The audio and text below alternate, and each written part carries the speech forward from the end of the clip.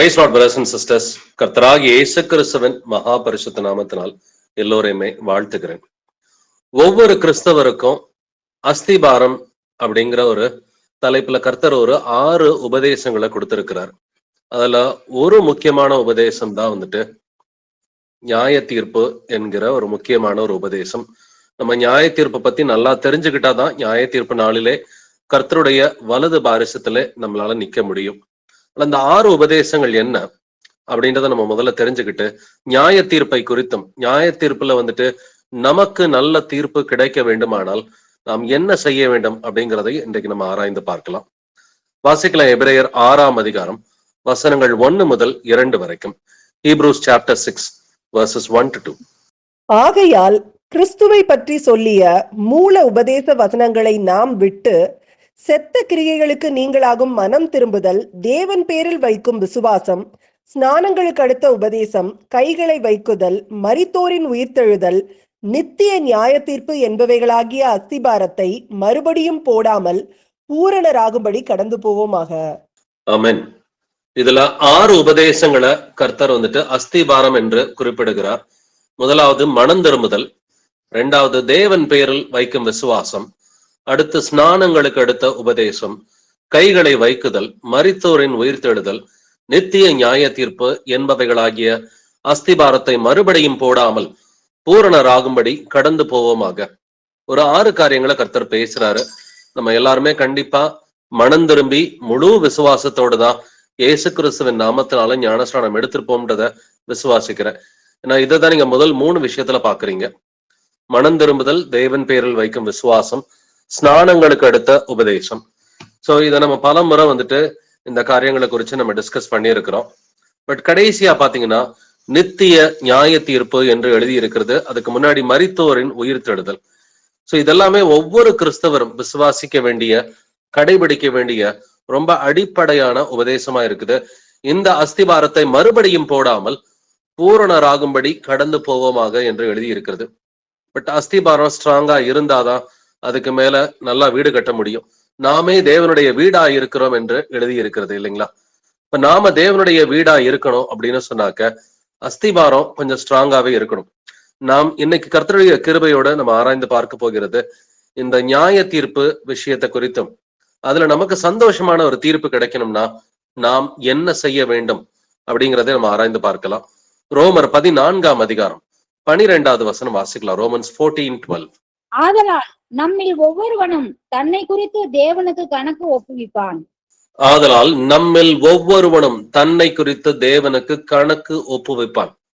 கணக்கு பார்க்கிற எஜமான் ஓமைய நம்ம பலமுறை நீங்க படிச்சிருப்பீங்க, இல்ல மத்தவங்க பிரசங்கம் பண்ணி காதுல கேட்டிருப்பீங்க.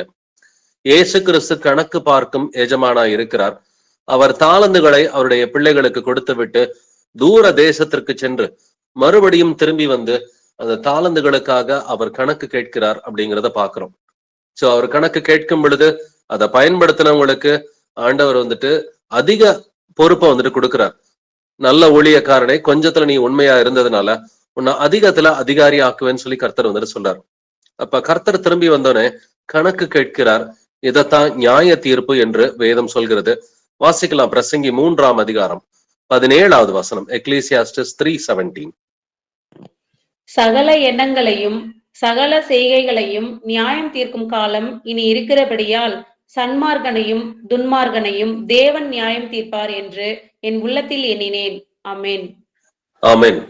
சகல எண்ணங்களையும் சகல செய்கைகளையும் நியாயம் தீர்க்கும் காலம் இனி இருக்கிறபடியால் சன்மார்க்கனையும் துன்மார்க்கனையும் தேவன் நியாயம் தீர்ப்பார் என்று எழுதியிருக்கிறது. அப்ப யாரா இருந்தாலும், ஒருவன் துன்மார்க்கனா இருந்தாலும், ஒருவன் நல்லவனா நீதிமானா இருந்தாலும் கர்த்தர் நியாய தீர்ப்பு நாள் என்று ஒன்று வைத்திருக்கிறார். அந்த நியாய தீர்ப்பு நாள்ல இயேசு கிறிஸ்துவின் வலது பக்கம் நம்ம நின்னா மட்டும்தான் நித்திய ஜீவனை அடைய முடியும் அப்படின்றதுல எந்த ஒரு மாற்று கருத்தும் கிடையாது. பட் எல்லா காரியத்தையும் அவர் நியாயத்திலே கொண்டு வருவார் என்று எழுதியிருக்கிறது. ஒவ்வொரு விஷயத்தையும், நன்மை தீமை எல்லா காரியத்தையும் அவர் நியாய தீர்ப்புல கொண்டு வருவாரு. அதனால நம்ம ரொம்ப ஜாக்கிரதையா இருக்க வேண்டிய ஒரு காரியம். நம்முடைய சிந்தனைகள், நம்முடைய வார்த்தை, நம்முடைய கிரியைகள் ஒவ்வொன்றையுமே இயேசு கிறிஸ்து நியாய தீர்ப்புல கொண்டு வருவார். அப்படின்னா எல்லாவற்றிலும் நீதிமான்களா இருக்க வேண்டும் என்றுதான் கர்த்தர் எதிர்பார்க்கிறார். வாசிக்கலாம். பிரசங்கி 12ஆம் அதிகாரம் வசனம் 13 முதல் 14 வரைக்கும். Ecclesiastes chapter 12 verses 13 to 14. காரியத்தின் கடைத்தொகையை கேட்போமாக. தேவனுக்கு பயந்து அவர் கற்பனைகளை கைக்கொள். எல்லா மனுஷர் மேலும் விழுந்த கடமை இதுவே. ஒவ்வொரு கிரியையையும் அந்தரங்கமான ஒவ்வொரு காரியத்தையும் நன்மையானாலும் தீமையானாலும் தேவன் நியாயத்திலே கொண்டு வருவார். ஆமென். ஆமென். தேவனுக்கு பயந்து அவர் கற்பனைகளை கைக்கொள். எல்லா மனுஷர் மேலும் விழுந்த கடமை இதுவே. நமக்கு இருக்கிற ஒரே கடமை என்னதுங்க? இயேசு கிறிஸ்துவுக்கு நாம் பயந்து அவர் கற்பனைகளை கை கொண்டு நடக்க வேண்டும். எல்லார் மேலும் விழுந்த கடமை இதுவாகவே இருக்கிறது. இப்போ ஒவ்வொரு கிரியையும் அந்தரகமான ஒவ்வொரு காரியத்தையும் நன்மையானாலும் தீமையானாலும் தேவன் நியாயத்திலே கொண்டு வருவார். நீங்க செய்யற நன்மை தீமை எல்லாவற்றையுமே இயேசு கிறிஸ்து நியாய தீர்ப்பு நாளில வந்துட்டு வெளியில கொண்டு வருவாருங்க.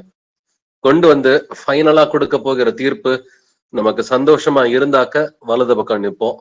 அந்த தீர்ப்பு நமக்கு சந்தோஷமா இல்லைனாக்க இடது பக்கம் வந்துட்டு நிக்க போறோம். சோ இதுதான் வந்துட்டு ஃபேக்ட்.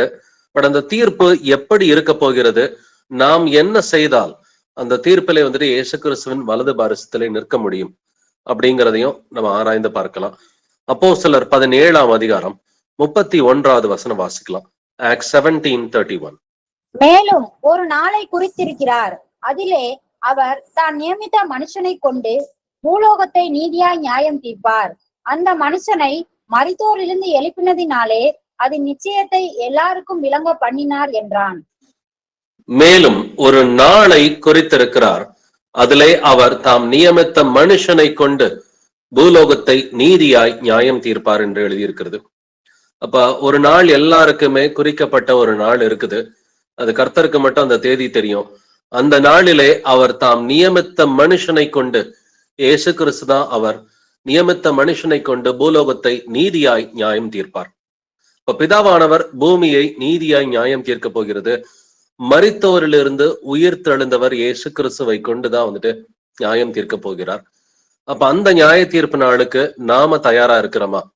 நாம என்ன செய்தால் நம்ம அந்த நியாய தீர்ப்பு நாளுக்கு தயாரிப்போடு இருக்க முடியும்? இன்னும் 2 வசனம் மட்டும் நியாய தீர்ப்பை குறித்து நம்ம வாசிச்சுட்டு அந்த நியாய தீர்ப்பு எப்படி இருக்க போகிறது அப்படின்றதை நம்ம பார்க்கலாம். 2 கொரிந்தியர் 5ஆம் அதிகாரம் 10வது வசனம் வாசிக்கலாம். 2 Corinthians 5:10. ஏனென்றால் சரீரத்தில் அவனவன் செய்த நன்மைக்காவது தீமைக்காவது தக்க பலனை அடையும்படிக்கு நாம் எல்லாரும் கிறிஸ்துவின் நியாயாசனத்திற்கு முன்பாக வெளிப்பட வேண்டும். ஆமென். ஆமென். நாம் எல்லாரும் கிறிஸ்துவின் நியாயாசனத்திற்கு முன்பாக வெளிப்பட வேண்டும். சோ இயேசு கிறிஸ்து இந்த பூமிக்கு வரும் பொழுது தம்முடைய மகிமையுள்ள சிங்காசனத்தின் மேல் மனுஷகுமாரன் வீட்டில் இருப்பார் அப்படிங்கிறத மத்தேயு 25ஆம் அதிகாரத்துல வாசிக்கிறோம். அவர் வீட்டிலிருந்து அவர் கேள்வி கேட்பார், வந்துட்டு பசியாயிருந்தேன் எனக்கு போஜனம் கொடுத்தாயா, தாகமாயிருந்தேன் எனக்கு தண்ணீர் கொடுத்தாயா என்று நிறைய கேள்விகளை கர்த்தர் கேட்கிறாரு.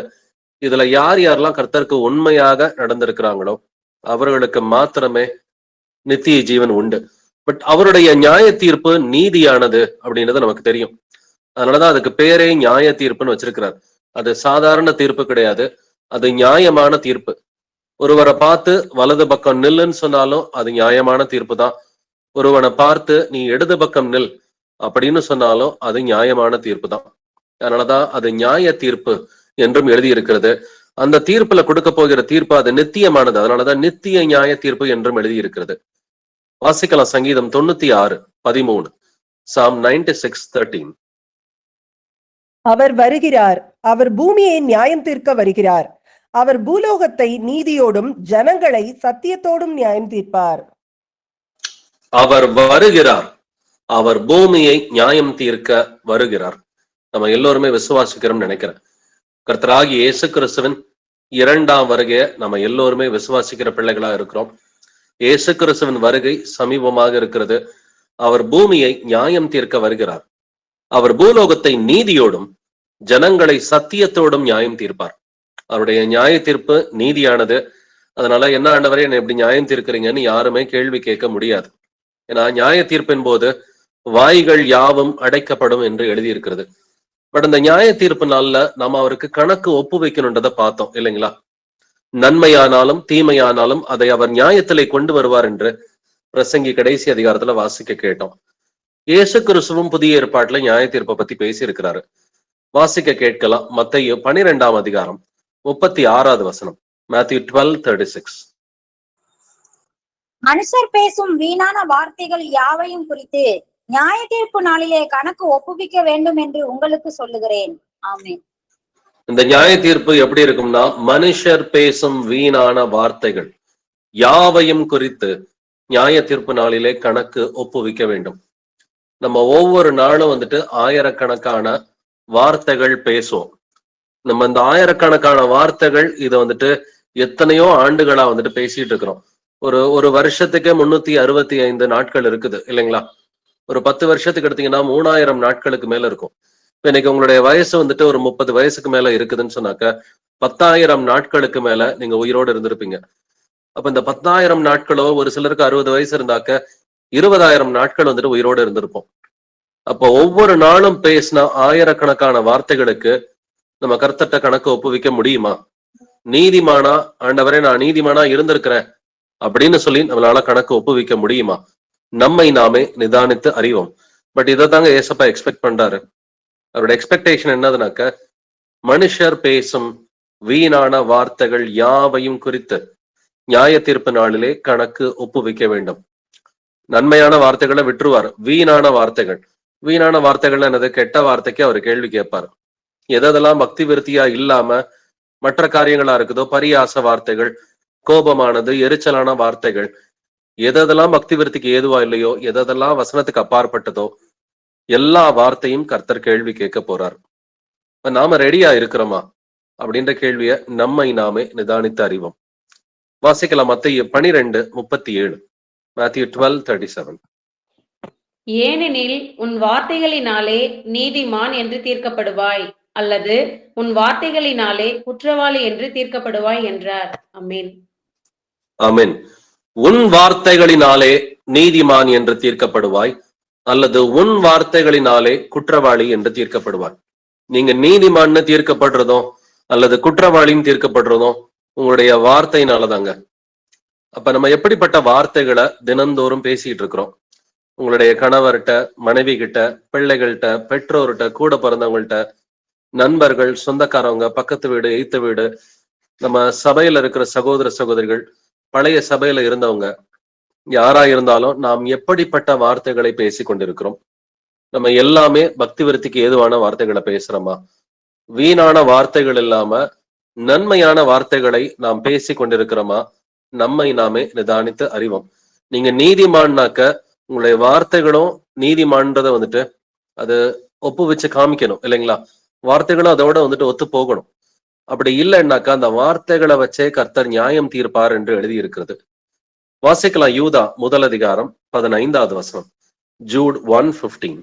தமக்கு விரோதமாய் அவபக்தியுள்ள பாவிகள் பேசின கடின வார்த்தைகள் எல்லாவற்றின் நிமித்தமும் அவர்களை கண்டிக்கிறதற்கும் ஆயிரமான தமது பரிசுத்தவான்களோடு கூட கர்த்தர் வருகிறார் என்று முன்னறிவித்தான். ஆமென். ஆமென். தமக்கு விரோதமாய் அவபக்தியுள்ள பாவிகள் பேசின கடின வார்த்தைகள் எல்லாவற்றின் நிமித்தமும் அவர்களை கண்டிக்கிறதற்கும் ஆயிரமான தமது பரிசுத்தவான்களோட கர்த்தர் வருகிறார். கர்த்தர் வர்றது பாத்தீங்கன்னா, பாவிகள் பேசின கடின வார்த்தைகளை கண்டிக்கிறதுக்கு அவர் வராருன்னு எழுதியிருக்கு. ஒரு நாளைக்கு ஒரு ஆவரேஜா பாத்தீங்கன்னா ஒரு மனுஷன் 15,000 வார்த்தை பேசுவான். அதிகமா பேசுறவங்களும் இருக்கிறாங்க. 20,000 வார்த்தைகள், 30,000 வார்த்தைகள் பேசுறவங்களும் இருக்கிறாங்க. பட் ஆவரேஜா ஒரு நாளைக்கு 15,000 வார்த்தை நம்ம பேசுறோம். அப்ப இவ்வளவு வார்த்தையும் இது வீணான வார்த்தையா அல்லது பக்தி விருத்திக்கு ஏதுவான வார்த்தையா? நம்முடைய வார்த்தைகளை கவனிச்சாலே போதும். நம்முடைய வார்த்தைகள் எப்படி இருக்குது? இது கோபமான வார்த்தைகளா, எரிச்சலான வார்த்தைகளா, அவிசுவாசமான வார்த்தைகளா? இது நடக்காது, இது வந்துட்டு இவன் திருந்தவே மாட்டான், இவனுக்கு என்னதான் சுவிசேஷம் அறிவிச்சாலும் இவன் திருந்த மாட்டான், இவன்கிட்ட பேசுறது வேஸ்ட், இப்படி எல்லாம் அவிசுவாசமான வார்த்தைகள் எதுவும் வருதா? நம்மை நாமே நிதானித்து அறிவோம். இயேசு கிறிஸ்துவின் பெயரே வந்துட்டு வார்த்தையான தேவன் இல்லைங்களா? வார்த்தை மாம்சமானார் என்பதை வந்துட்டு வாசிக்கிறோம் இல்லைங்களா? வாசிக்கலாம். வெளிப்படுத்தின விசேஷம் 19ஆம் அதிகாரம் 13வது வசனம். ரெவலேஷன் 19:13. இரத்தத்தில் தோய்க்கப்பட்ட வஸ்திரத்தை தரித்திருந்தார். அவருடைய நாமம் தேவனுடைய வார்த்தை என்பதே. ஆமென். அவருடைய நாமம் தேவனுடைய வார்த்தை என்பதே. இயேசு கிறிஸ்துவின் நாமம் வந்துட்டு தேவனுடைய வார்த்தை, வார்த்தையான தேவன் அவருடைய பெயர் இல்லைங்களா? அதனாலதான் அவர் எக்ஸ்பெக்ட் பண்றார். அவருடைய வார்த்தை, தேவனுடைய வார்த்தை நமக்கு பைபிள்ல கொடுக்கப்பட்டிருக்குது. அந்த வார்த்தை நம்முடைய இருதயத்துல இருந்துச்சு அப்படின்னு சொன்னாக்க நாம் பேசுகிற வார்த்தைகளும் பக்தி விருத்திக்கு எதுவாக வந்துட்டு இருக்கும். இல்ல அவருடைய வார்த்தை நம்ம இருதயத்துல இல்லைன்னு சொன்னாக்க நம்ம பேசுறது பக்தி விருத்திக்கு ஏதுவா இருக்காது. இல்ல ஒரு சிலர் பாதி நேரம் பக்தி விருத்திக்கு ஏதுவா பேசுறாங்க, பாதி நேரம் வந்துட்டு மத்த வார்த்தைகள் பேசுறாங்கன்னா நம்ம இருதயத்துல பாதி இடம் தான் கொடுத்துருக்குறோம் கர்த்தருக்கு. இல்ல நான் முக்காவாசி நேரம் கரெக்டா தான் பேசுறேன், இல்ல ஒரு கால்வாசி நேரம் நான் விழுந்து போயிடுறேன் அப்படின்னு சொன்னாக்க இருதயத்துல முக்காவாசி இடம் தான் வந்துட்டு கொடுத்துருக்குறோம். ஏன்னா இருதயத்தின் நிறைவினால் வாய் பேசும் என்று எழுதி இருக்கிறது. அப்ப உங்க இருதயத்துல 100% கர்த்தருடைய வார்த்தைக்கு நீங்க இடம் கொடுத்திருக்கிறீங்களா? கொடுத்திருந்தீங்கன்னா 100% உங்களுடைய வார்த்தைகள் பக்தி விருத்திக்கு ஏதுவா இருக்கும். ஏன்னா நம்ம நியாய தீர்ப்பு நாளை குறிச்சுதான் நம்ம ஆரம்பிச்சோம். நியாய தீர்ப்பு நாளின் போது வலது பக்கம் நிக்கணும் அப்படின்னு சொன்னா நம்ம எந்த வீண் வார்த்தையும் பேசாம இருக்கணும். இது வரைக்கும் வீண் வார்த்தைகள் பேசியிருந்தோம்னா ஏசப்பா என்னை மன்னிச்சிருங்க, நான் இனிமேட்டு பேச மாட்டேன்னு சொல்லி மன்னிப்பு கேட்டுட்டு அந்த பழைய கணக்கெல்லாம் முடிச்சுட்டு இன்னையில இருந்து ஆரம்பிச்சு பக்தி விருத்திக்கு ஏதுவான வார்த்தைகள் பேசணும். ஒவ்வொரு செகண்டும், ஒவ்வொரு நிமிடமும், ஒரு நாளைக்கு நம்ம ஒரு 15,000 வார்த்தை பேசணும்னா அந்த 15,000 வார்த்தைகளும் பக்தி விருத்திக்கு ஏதுவா இருக்கணும்.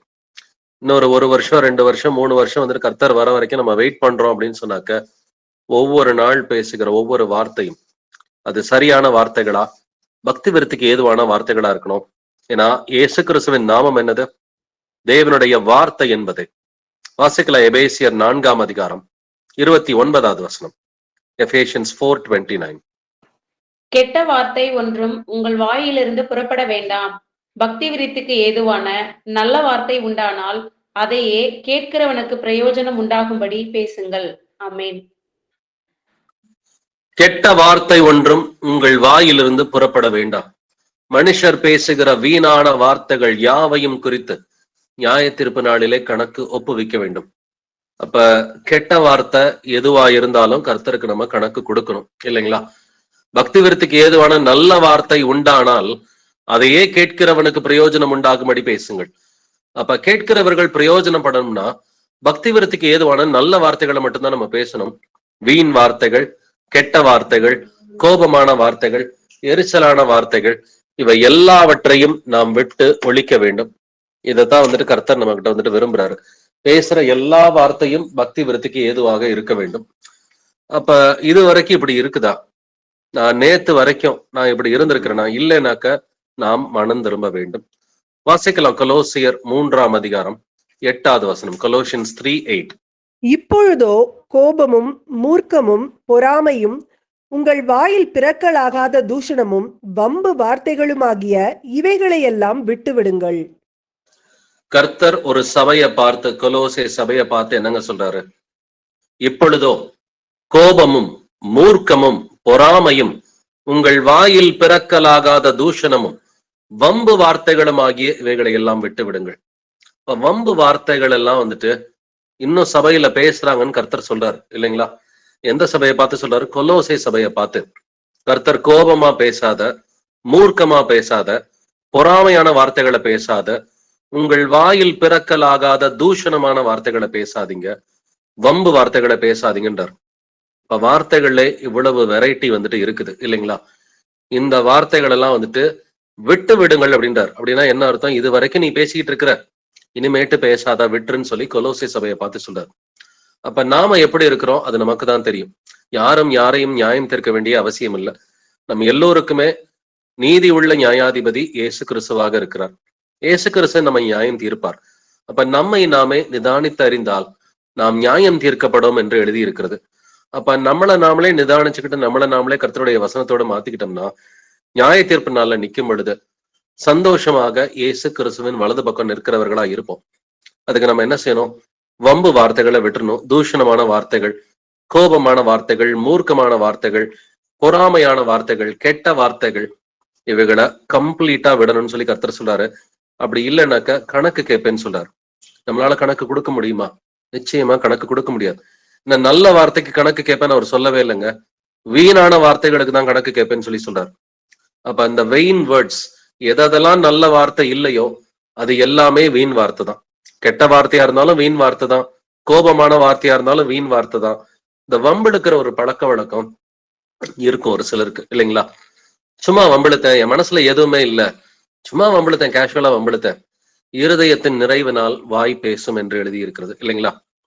நான் எதுவுமே உணராம பேசிட்டேன்னு யாருமே ஏசப்பாவை ஏமாத்தவே முடியாது. ஏன்னா மனிதர்களை ஏமாத்தலாம், என் மனசுல ஒண்ணு இல்லைன்னு சொல்லிட்டு மனிதர்களை ஏமாத்தலாம். பட் கர்த்தரை ஏமாத்த முடியுமா? இருதயத்தின் நிறைவினால் வாய் பேசும். அப்ப வம்பெழுத்துட்டு நான் எதையுமே மனசுல நினைக்கலன்னு சொன்னாலும் இருதயத்துல இருக்கிறதுனாலதான் அது வாய் வழியா வருது. வம்பெழுக்கிற பழக்க வழக்கமா இருந்தாலும், பரியாசம் என்ற பழக்க வழக்கமா இருந்தாலும் அது எல்லாத்தையும் விட்டுத்தான் ஆகணும். வாசிக்கலாம் கொலோசியர் 3ஆம் அதிகாரம் 17வது வசனம். கொலோசியன்ஸ் 3:17. வார்த்தையினாலாவது கிரியையினாலாவது நீங்கள் எதை செய்தாலும் அதையெல்லாம் கர்த்தராகிய இயேசுவின் நாமத்தினாலே செய்து அவர் முன்னிலையாக பிதாவாகிய தேவனை சோத்தரியுங்கள். ஆமென். ஆமென். வார்த்தையினாலாவது கிரியையினாலாவது நீங்கள் எதை செய்தாலும், நல்லா அதை கவனிச்சுக்குங்க, நீங்க என்ன பேசினாலும் என்ன செஞ்சாலும் அதையெல்லாம் கர்த்தராகிய இயேசுவின் நாமத்தினாலே செய்து அவர் முன்னிலையாக பிதாவாகிய தேவனை ஸ்தோத்திரியுங்கள். நம்ம எதை செஞ்சாலும் நம்ம என்னங்க செய்யணுமா? இயேசு கிறிஸ்துவின் நாமத்தினாலே அப்படின்னு சொன்னா அவருடைய வசனங்களின்படி செய்யணும். பக்தி விருத்திக்கு ஏதுவான காரியங்களை தான் பேசணும், பக்தி விருத்திக்கு ஏதுவான கிரியைகளை தான் நம்ம செய்யணும். அப்ப வார்த்தையினாலாவது கிரியையினாலாவது நீங்கள் எதை செய்தாலும் அது வசனங்களை கொண்டுதான் நம்ம செய்யணும். இல்ல நான் ஒரு சின்ன பையனா இருக்கிறேன், எனக்கு இதெல்லாம் கிடையாது அப்படின்னு சொன்னாக்க அதுவுமே கிடையாது. உங்களுக்கு ஒரு 20 வயசுக்கு மேல இருக்குது அப்படின்னு சொன்னாக்க நம்ம கணக்கு ஒப்புவிக்க வேண்டும். 20 வயசுக்குள்ள இருந்தா கர்த்தர் லேர்ன் பண்ணட்டும்னு சொல்லி கொஞ்சம் டைம் கொடுப்பார். 20 வயசு தாண்டிருச்சுன்னு சொன்னாக்க அது அடல்ட்ஹுட் அப்படின்னு சொல்லிதான் பைபிள் எழுதி இருக்குது. வாசிக்கலாம் 1 தீமோத்தேயு 4ஆம் அதிகாரம் 12வது வசனம். 1 தீமோத்தேயு 4:12. உன் இளமையை குறித்து ஒருவனும் உன்னை அசட்டை பண்ணாதபடிக்கு நீ வார்த்தையிலும் நடக்கையிலும் அன்பிலும் ஆவியிலும் விசுவாசத்திலும் கற்பிலும் விசுவாசிகளுக்கு மாதிரியாய் இரு. ஆமென். நீ வார்த்தையிலும் நடக்கையிலும் அன்பிலும் ஆவியிலும் விசுவாசத்திலும் கற்பிலும் விசுவாசிகளுக்கு மாதிரியாயிரு. யார பார்த்துங்க சொல்றாரு? ஒரு இளைஞனை பார்த்து சொல்றாரு, இல்லைங்களா? உன் இளமையை குறித்து ஒருவனும் உன்னை அசட்டை பண்ணாதபடிக்கு நீ எச்சரிக்கையா இருக்கணும்னு சொல்லி கர்த்தர் சொல்றாரு. அப்ப நான் இளைஞனா இருக்கிறேன், இளம் பெண்ணா இருக்கிறேன், 20 வயசு தாண்டிருச்சு அப்படின்னு சொன்னா, இல்ல குறிப்பா நீங்க ஞானசான் எடுத்துட்டீங்கன்னா ஒரு சில பிள்ளைங்கள்லாம் ஒரு 15 வயசுல ஞானசான் எடுக்கிறாங்க, இல்ல 18 வயசுல ஞானசான் எடுக்கிறாங்க.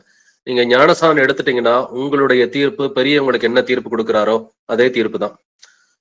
சிறு பிள்ளைகள் ஞானஸ்நானம் எடுக்காத வரைக்கும் கர்த்தர் அவங்களோட இன்னும் அதிக நெடிய பொறுமையா இருப்பார். ஞானஸ்நானம் எடுத்துட்டாக்க பெரியவங்களுக்குரிய தீர்ப்பு தான் அவர்களுக்கும் கிடைக்கும். அப்படின்னா நான் இளைஞனா இருக்கிறேன், இளம் பெண்ணா இருக்கிறேன், எக்ஸெப்ஷன்ஸ் கிடையாது. வார்த்தையிலும் நடக்கையிலும் அன்பிலும் ஆவியிலும் விசுவாசத்திலும் கற்பிலும் நம்ம மாதிரிகளா இருக்க வேண்டும். இதுதான் கர்த்தர் எதிர்பார்க்கிறார். ஏங்க கர்த்தர் வார்த்தையை குறித்து எவ்வளவு ஸ்பெசிபிக்கா இருக்கிறாரு? அவர் இந்த வார்த்தை இருக்கக்கூடாது, இந்த வார்த்தை இருக்கக்கூடாது, இப்படிதான் பேசணும், ஏன் இவ்வளவு ரெஸ்ட்ரிக்ஷன் வைக்கிறாரு? ஆனா ஒரு நாளைக்கு 15,000 வார்த்தை பேசுறோம். இப்ப நம்ம ஒரு 10 ஆண்டுகள் 20 30 40 50 ஆண்டுகள் உயிரோட இருந்திருக்கலாம். அப்ப லட்சக்கணக்கான வார்த்தைகளை நம்ம பேசியிருப்போம், இல்லைங்களா? அப்ப ஏன் கர்த்தர் இவ்வளவு ஸ்பெசிபிக்கா இருக்கிறாரு?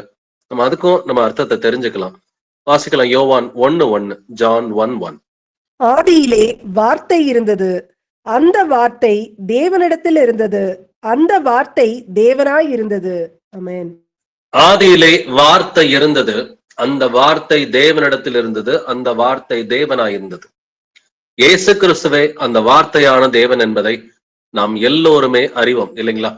இயேசு கிறிஸ்து இந்த பூமியிலே வெளிப்பட்டதே அவர் வார்த்தையான தேவனாய் இருந்தவர், மாம்சத்திலே அவர் வெளிப்பட்டார், இல்லைங்களா? அதற்கு முன்னர் அவர் வார்த்தையான தேவனா இருந்தார். வெளிப்படுத்தின விசேஷத்திலும் 19ஆம் அதிகாரத்துல அவருடைய நாமம் தேவனுடைய வார்த்தை என்பதை நம்ம வாசிக்கிறோம். இந்த முக்கியத்துவத்தை நம்ம நல்லா புரிஞ்சு வச்சுக்கணும். ஏன்னா அவர் வார்த்தையான தேவனா இருக்கிறதுனால நம்முடைய வார்த்தைகள், அவருடைய பிள்ளைகளா இருக்கிறதுனால நம்முடைய வார்த்தைகளும் கரெக்டா இருக்கணும்ன்றதை அவர் விருப்பப்படுறார். வாசிக்கலாம் யோவான் 1:14, ஜான் 1:14. அந்த வார்த்தை மாம்சமாகி கிருபையினாலும் சத்தியத்தினாலும் நிறைந்தவராய் நமக்குள்ளே வாசம் பண்ணினார். அவருடைய மகிமையை கண்டோம், அது பிதாவுக்கு ஒரே பேரானவருடைய மகிமைக்கு ஏற்ற மகிமையாவே இருந்தது. ஆமென். அந்த வார்த்தை மாம்சமாகி கிருபையாலும் சத்தியத்தினாலும் நிறைந்தவராய் நமக்குள்ளே வாசம் பண்ணினார். அப்ப இயேசு கிறிஸ்து வார்த்தையான தேவன், அவர் இந்த பூமியிலே மாம்சத்திலே அவர் வெளிப்பட்டார்.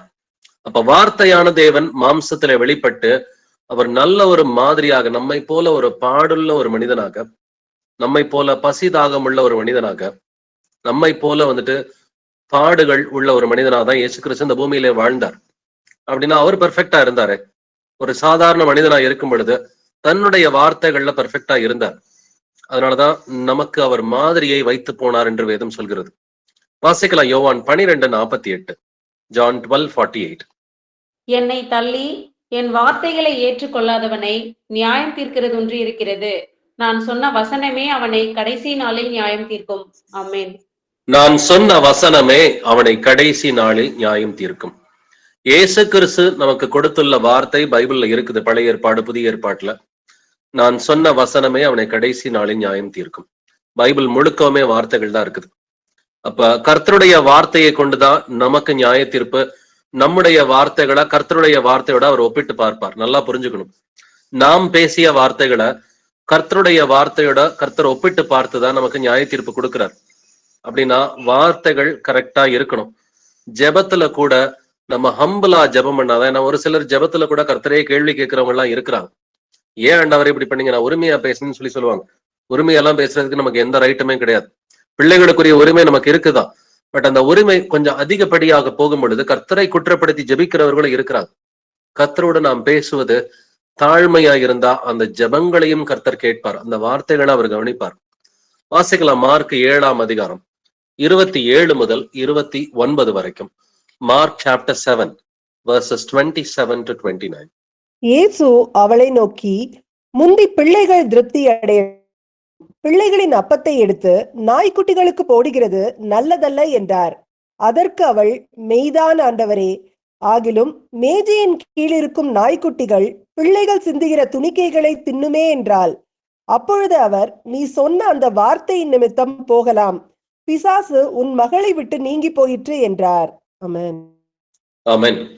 பிள்ளைகளின் அப்பத்தை எடுத்து நாய்க்குட்டிகளுக்கு போடுகிறது நல்லதல்லன்னு இயேசு கிறிஸ்து ஒரு புறஜாதி பெண்மணி கிட்ட சொல்றார். அவள் எதுக்காக கர்த்தட்ட கேட்கிறா? தன்னுடைய பிள்ளைய குணப்படுத்தணும் அப்படின்ற ஒரு விஷயத்த கேட்கிறா. தன்னுடைய பிள்ளை மேல இருக்கிற ஒரு அன்புல இயேசு கிறிஸ்துட்ட அவ கெஞ்சி ஜெபிக்கிறான். ஆண்டவரே என்னுடைய மகளை குணமாக்குங்கன்னு சொல்றப்ப ஆண்டவருடைய பதில் எப்படி இருக்குது? பிள்ளைகளின் அப்பத்தை எடுத்து நாய்க்குட்டிகளுக்கு போடுகிறது நல்லதல்ல. கொஞ்சம் சோதிச்சு பாக்குறாரு கர்த்தர். அந்த மாதிரி உண்மையிலே ஹம்பிளா இருக்கிறாங்களா, தாழ்மையா பேசுறாங்களா அப்படின்றத கர்த்தர் கவனிச்சு பாக்குறார். அப்ப அந்த மாதிரிடைய பதில் எப்படி இருக்கு? தாழ்மையாக இருக்கிறது.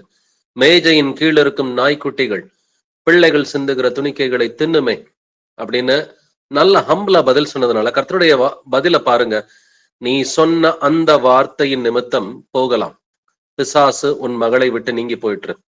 இப்ப பிசாசு நீங்கிறது எதனாலன்னு பாத்தீங்கன்னா அந்த தாய் பேசிய அந்த தாழ்மையான பதில், அந்த வார்த்தைகள். நம்முடைய வார்த்தைகள் எப்படிங்கிறது?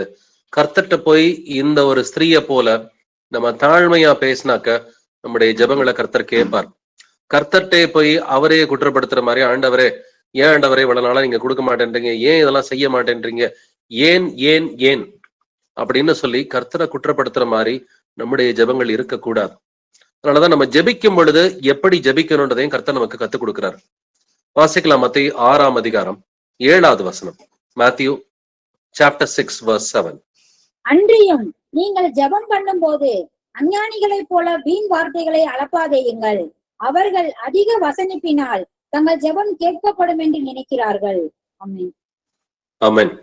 நீங்கள் ஜெபம் பண்ணும் போது அஞ்ஞானிகளைப் போல வீண் வார்த்தைகளை அளப்பாதேயுங்கள், அவர்கள் அதிக வசனப்பினால் தங்கள் ஜெபங்கள் கேட்கப்படும் என்று நினைக்கிறார்கள். வீண் வார்த்தைகளை ஜெபத்துல கூட பேசாதுன்னு கர்த்தர் சொல்றார். ஜெபத்துல வீண் வார்த்தை பேசினாலும் உன்னுடைய ஜெபங்களுக்கு நான் செவி கொடுக்க மாட்டேன்னு கர்த்தர் சொல்றார். அப்ப ஜெபத்துல எப்படி நான் கரெக்டா ஜெபிக்கிறது அப்படின்னா அங்கதான் ஆவியானவர் நமக்கு உதவி செய்வார். ஆவியானவருடைய உதவியை நம்ம கேட்கிற பிள்ளைகளா இருக்கணும். ஜெபமா இருந்தாலும் மற்ற காரியங்களா இருந்தாலும் ஆவியானவர் தான் நம்மை வழி நடத்துகிறவரா இருக்கிறார். அவருடைய துணை இல்லாமல் நம்மளால ஒண்ணுமே செய்ய முடியாது. வாசிக்கலாம் ரோமர் 8ஆம் அதிகாரம் 26வது வசனம். Romans 8:26. அந்தபடியே ஆவியானவரும் நமது பலவீனங்களில் நமக்கு உதவி செய்கிறார். நாம் ஏற்றபடி வேண்டிக் கொள்ள வேண்டியது என்னதென்று அறியாமல் இருக்கிறபடியால் ஆவியானவர் தாமே வாக்கு கடங்காத பெருமூச்சுகளோடு நமக்காக வேண்டுதல் செய்கிறார். ஆமென். அந்தபடியே ஆவியானவரும் நமது பலவீனங்களில் நமக்கு உதவி செய்கிறார். நாம் ஏற்றபடி வேண்டிக் கொள்ள வேண்டியது இன்னதென்று அறியாமல் இருக்கிறபடியால் ஆவியானவர் தாமே வாக்கு கடங்காத பெருமூச்சுகளோடு நமக்காக வேண்டுதல் செய்கிறார். நம்ம யாருக்குமே ஜெபிக்க தெரியாதுன்னு கர்த்தர் சொல்றாருங்க. உங்களுக்கோ எனக்கோ யாருக்குமே ஜெபிக்க தெரியாது. ஆவியானவரின் துணையை நீங்க கேட்டீங்கன்னா எப்படி ஜெபிக்கிறதுன்னு சொல்லி அவர் கத்துக் கொடுப்பார். அப்போ ஒவ்வொரு முறை ஜெபிக்கும் பொழுதோ ஆவியானவரை எனக்கு கத்துக் கொடுங்க, என்ன ஜெபிக்கிறது, யாருக்காக ஜெபிக்கிறது, எப்படி ஜெபிக்கிறது, எனக்கு தெரியலன்னு சொல்லி கேட்டீங்கன்னா ஆவியானவர் உங்களை ஜெபத்துல வழி நடத்துவார். அப்படி இல்லைன்னா ஒவ்வொரு நாளும் ஜெபங்களே வந்துட்டு வீண் வார்த்தைகளா, மாம்சத்துக்குரிய வார்த்தைகளா வந்துட்டு இருக்கும். அதனாலதான் கர்த்தர் சொல்றாரு, நீங்கள் ஜெபம் பண்ணும் போது அஞ்ஞானிகளை போல வீண் வார்த்தைகளை அளப்பாதேங்கள்னு சொல்றாரு. அப்ப ஜெபத்துல கர்த்தருடைய உதவியை வந்துட்டு நம்ம தேடணும். வாசிக்கலாம் யோவான் 15ஆம் அதிகாரம் 7வது வசனம். John 15:7. நீங்கள் என்னிலும் என் வார்த்தைகள் உங்களிலும் நிலைத்திருந்தால் நீங்கள் கேட்டுக்கொள்வது எதுவோ அது உங்களுக்கு செய்யப்படும். நீங்கள் என்னிலும் என் வார்த்தைகள் உங்களிலும் நிலைத்திருந்தால் நீங்கள் கேட்டுக்கொள்வது எதுவோ அது உங்களுக்கு செய்யப்படும். கேட்டுக்கொள்வது எதுவோனா என்னங்க அர்த்தம்? உங்களுடைய ஜெபங்கள் கேட்கப்படும். எப்பொழுது நம்முடைய ஜெபங்கள் கேட்கப்படும்? நாம கர்த்தருக்குள்ளார இருக்கணும், கர்த்தருடைய வார்த்தை நமக்குள்ளார இருக்கணும். இப்ப கர்த்தருடைய வார்த்தைக்கு இருதயத்துல 100% இடம் கொடுக்கிறோமா, இல்ல 50% கொடுக்கிறோமா, இல்ல 90% கொடுக்கிறோமா, 99% கொடுக்கிறோமா? எந்த அளவுக்கு கர்த்தருடைய வார்த்தைக்கு நாம் இடம் கொடுக்கிறோம்? நம்மை நாமே நிதானித்தறிவோம். உங்க இருதயத்துல நீங்க 75% கொடுத்திருந்தீங்கன்னா நம்முடைய வாயின் வார்த்தைகளும் 75% கரெக்டா இருக்கும். உங்க இருதயத்துல 95% நீங்க கொடுத்துறீங்கன்னா உங்க வாயின் வார்த்தைகளும் 95% கரெக்டா இருக்கும். நீங்க 100% இருதயத்துல கர்த்தருடைய வசனங்களுக்கு இடம் கொடுத்திருந்தீங்கன்னா 100% உங்களுடைய வார்த்தைகள் வந்துட்டு கரெக்டா இருக்குங்க. ஏன்னா இருதயத்தின் நிறைவினால் வாய் பேசும் என்று எழுதி இருக்கிறது. நம்முடைய வார்த்தைகள் எப்படி இருக்கணும்ன்றது கர்த்தர் விரும்புறாரு. அதை கொஞ்சம் இன்னும் கொஞ்சம் டீடைல்டா நம்ம பார்க்கலாம். பிரசங்கி 10ஆம் அதிகாரம் 12வது வசனம் வாசிக்கலாம். எக்லீசியாஸ்டஸ் 10:12. ஞானியினுடைய வாய்மொழிகள் தயையுள்ளவைகள், மூடனுடைய உதடுகளோ அவனையே விழுங்கும். ஞானியினுடைய வாய்மொழிகள் தயை உள்ளவைகள் என்று எழுதியிருக்கிறது. அப்ப நம்ம ஞானிய போல இருக்கிறோம் அப்படின்னு சொன்னாக்க எப்படி நம்முடைய வார்த்தைகள் இருக்கணுமா? தயை உள்ள வார்த்தைகளாக இருக்க வேண்டும் இல்லைங்களா? நம்முடைய வார்த்தைகள் தயை உள்ள வார்த்தைகளா இருக்குதா? நம்மை நாமே நம்ம சோதித்து அறியணும். தயை உள்ள வார்த்தைகளா பேசுறது, இதுதான் கர்த்தர் நம்மிடம் எதிர்பார்க்கிற ஒரு காரியம்ங்க. தயையுள்ள வார்த்தைகளை நம்ம பேசணும். எங்கெங்கெல்லாம் தயை தேவைப்படுதோ அதனாலதான் வந்துட்டு தயவுங்கன்றத கர்த்தர் வந்துட்டு ஆவியின் கனியில வச்சிருக்கிறார். அன்பு, சந்தோஷம், சமாதானம், நீடிய பொறுமை, தயவு, நற்குணம், விசுவாசம், சாந்தம், இச்சையடக்கம். அப்ப இந்த தயைன்ற ஒரு காரியம் வந்துட்டு கர்த்தர் ஆவியின் கனியில வச்சிருக்கிறாரு. நம்ம தயையோட பேசினோம்னா ஞானின்னு சொல்லி கர்த்தர் சொல்றாரு. வாசிக்கலாம் நீதிமொழிகள் 15ஆம் அதிகாரம் 4வது வசனம். Proverbs 15:4. ஆரோக்கியமுள்ள நாவு ஜீவ விருட்சம், நாவின் மாறுபாடோ ஆவியை நொறுக்கும். ஆமென். ஆரோக்கியமுள்ள நாவு ஜீவ விருட்சம் என்று எழுதியிருக்கிறது இல்லைங்களா? ஜீவ விருட்சத்தை தான் ஆரம்பத்துல ஆதாம் ஏவாள் விட்டுட்டாங்க. ஜீவ விருட்சம் இருந்த ஏதேன் தோட்டத்துல இருந்து கர்த்தர் துரத்தியை வந்துட்டு விட்டுட்டார். ஆனா மாறுபாடா காரியங்களை பேசினா அது என்ன செய்யுமா? அது ஆவியை நொறுக்கும் என்று எழுதியிருக்கிறது. ஆவி நொறுங்கிய மனிதர்கிட்ட பேசுறதை விட கரடிக்கிட்ட வந்துட்டு எதிர்படுறது வந்துட்டு நல்லதுன்னு வேதம் சொல்லுது. அப்ப நம்முடைய நாவு வந்துட்டு ஜீவ விருட்சமான வார்த்தைகளை நாம் பேச வேண்டும். நம்முடைய நாவு தயையுள்ள வார்த்தைகளை பேச வேண்டும் என்று வேதம் சொல்லி கொடுக்கிறது. அன்றாட நம்முடைய கான்வர்சேஷன் எப்படி இருக்குது? ஒரு விசை உங்களை நீங்களே நிதானிச்சு பார்த்துக்குங்க. அது நீங்களாச்சு, ஆவியானவராச்சு. உங்களுக்கும் ஆவியானவருக்கு நடுவுல தெரியும் நம்முடைய வார்த்தைகள் என்ன பர்சன்டேஜ் நம்ம கரெக்டா பேசுறோம். மேபி நம்ம ஒரு 90% கரெக்டா பேசலாம். அப்படின்னா மீதம் இருக்கிற 10% கரெக்ட் பண்ணிக்கும்.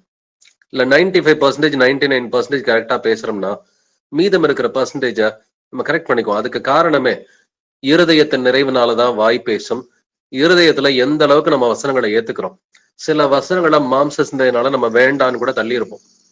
அப்படின்னா 100% வசனங்களை ஏத்துக்கிட்டு வசனங்களின்படி நம்ம சிந்திக்க ஆரம்பிச்சிட்டோம்னு சொன்னாக்க நம்முடைய நாவின் வார்த்தைகளும் கரெக்டா தான் இருக்கும். பட் சில நேரங்கள்ல கர்த்தர் கடிஞ்சுக்க சொன்னார்னாக்க கடிஞ்சுக்கணும், அது வேற விஷயம்.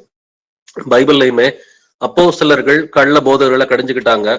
பாவத்துல ரொம்ப ஸ்ட்ராங்கா தான் நான் இருப்பேன், நான் பொய் சொல்லுவேன், நான் ஏமாத்துவேன், சபைக்கு இடரலா இருப்பேன் அப்படின்னு சொல்லி பாவத்தின் கடினத்தினால இருக்கிறவங்கள கர்த்தர் கடிஞ்சுக்கவும் சொல்லுவார். அப்ப கடிஞ்சுக்கிறது ஒண்ணும் இது பாவம் கிடையாது. அது தேவைப்படுறப்ப ஒரு சகோதரனையோ சகோதரியோ வந்துட்டு வசனத்து நிமித்தமாக கடிஞ்சுக்கிறது தப்பு இல்லை. பட் ஜென்ரலா நம்ம வந்துட்டு நம்முடைய நாவு எப்படி வந்துட்டு இருக்கணுமா, தயையுள்ள வார்த்தைகளை பேசணும், ஜீவ விருட்சத்துக்குரிய வார்த்தைகளா வந்துட்டு இருக்கணும். அப்ப அதனாலதான் ஆவியின் கனிக்குரிய வார்த்தைகளா இருக்கணும், அன்போட பேசணும், விசுவாசத்தோட பேசணும். இப்ப இப்படிப்பட்ட வார்த்தைகளா இருக்குதா இல்லையா? இல்லைன்னா மனம் திரும்பணும். வாசிக்கலாம் நீதிமொழிகள் 16ஆம் அதிகாரம் 24வது வசனம். Proverbs 16:24. இனிய சொற்கள் தேன்கூடு போல் ஆத்துமாவுக்கு மனமும் எலும்புகளுக்கு ஔஷதமும் ஆகும். இனிய சொற்கள் எப்படிங்க இருக்குது? தேன் கூடு போல் ஆத்மாவுக்கு மதுரமா இருக்குது, அது எலும்புகளுக்கு ஔஷதமா வந்துட்டு இருக்குது, ஆரோக்கியமாக இருக்கிறது. அப்ப இனிய சொற்கள் நம்முடைய நாவிலிருந்து வந்துட்டு புறப்படுகிறதா? அப்ப கரெக்டான நேரத்துல கரெக்டான வார்த்தைகள் பேசுறோமா? சில நேரங்கள்ல ஞானமா பேசணும், சில நேரங்கள்ல நீதியாக பேசணும், சில நேரங்கள்ல அன்போடு பேசணும், சில நேரங்கள்ல தயவோடு பேசணும், சில நேரங்கள்ல நற்குணத்தோடு பேச வேண்டியது வந்துட்டு தேவைப்படும். அப்ப எந்த நேரத்துல ஆவியானவர் எப்படி பக்தி விருத்திக்கு ஏதுவா பேச சொல்றாரோ அப்படிதான் பேசணும். அப்படின்னா அன்போட பேசுறதும் கர்த்தருக்கு பிரியமானதா, நற்குணத்தோட பேசுறதும் கர்த்தருக்கு பிரியமானதா, விசுவாசத்தோட பேசுறதும் கர்த்தர் விரும்புறதா, தயையோட பேசுறதும் கர்த்தர் விரும்புறதா?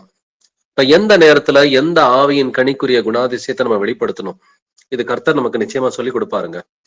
பட் பல நேரங்கள்ல கர்த்தர் சொல்லியுமே இல்ல இது இப்படியே விட்டுக்கிட்டு இருந்தா சரிப்படாது, கேள்வி இன்னைக்கு கேட்டுதான் ஆகணும், எவ்வளவு நாள் தான் பொறுத்து போகிறது அப்படின்ற மாதிரிலாம் வந்துட்டு எண்ணங்கள் வந்திருக்கும்.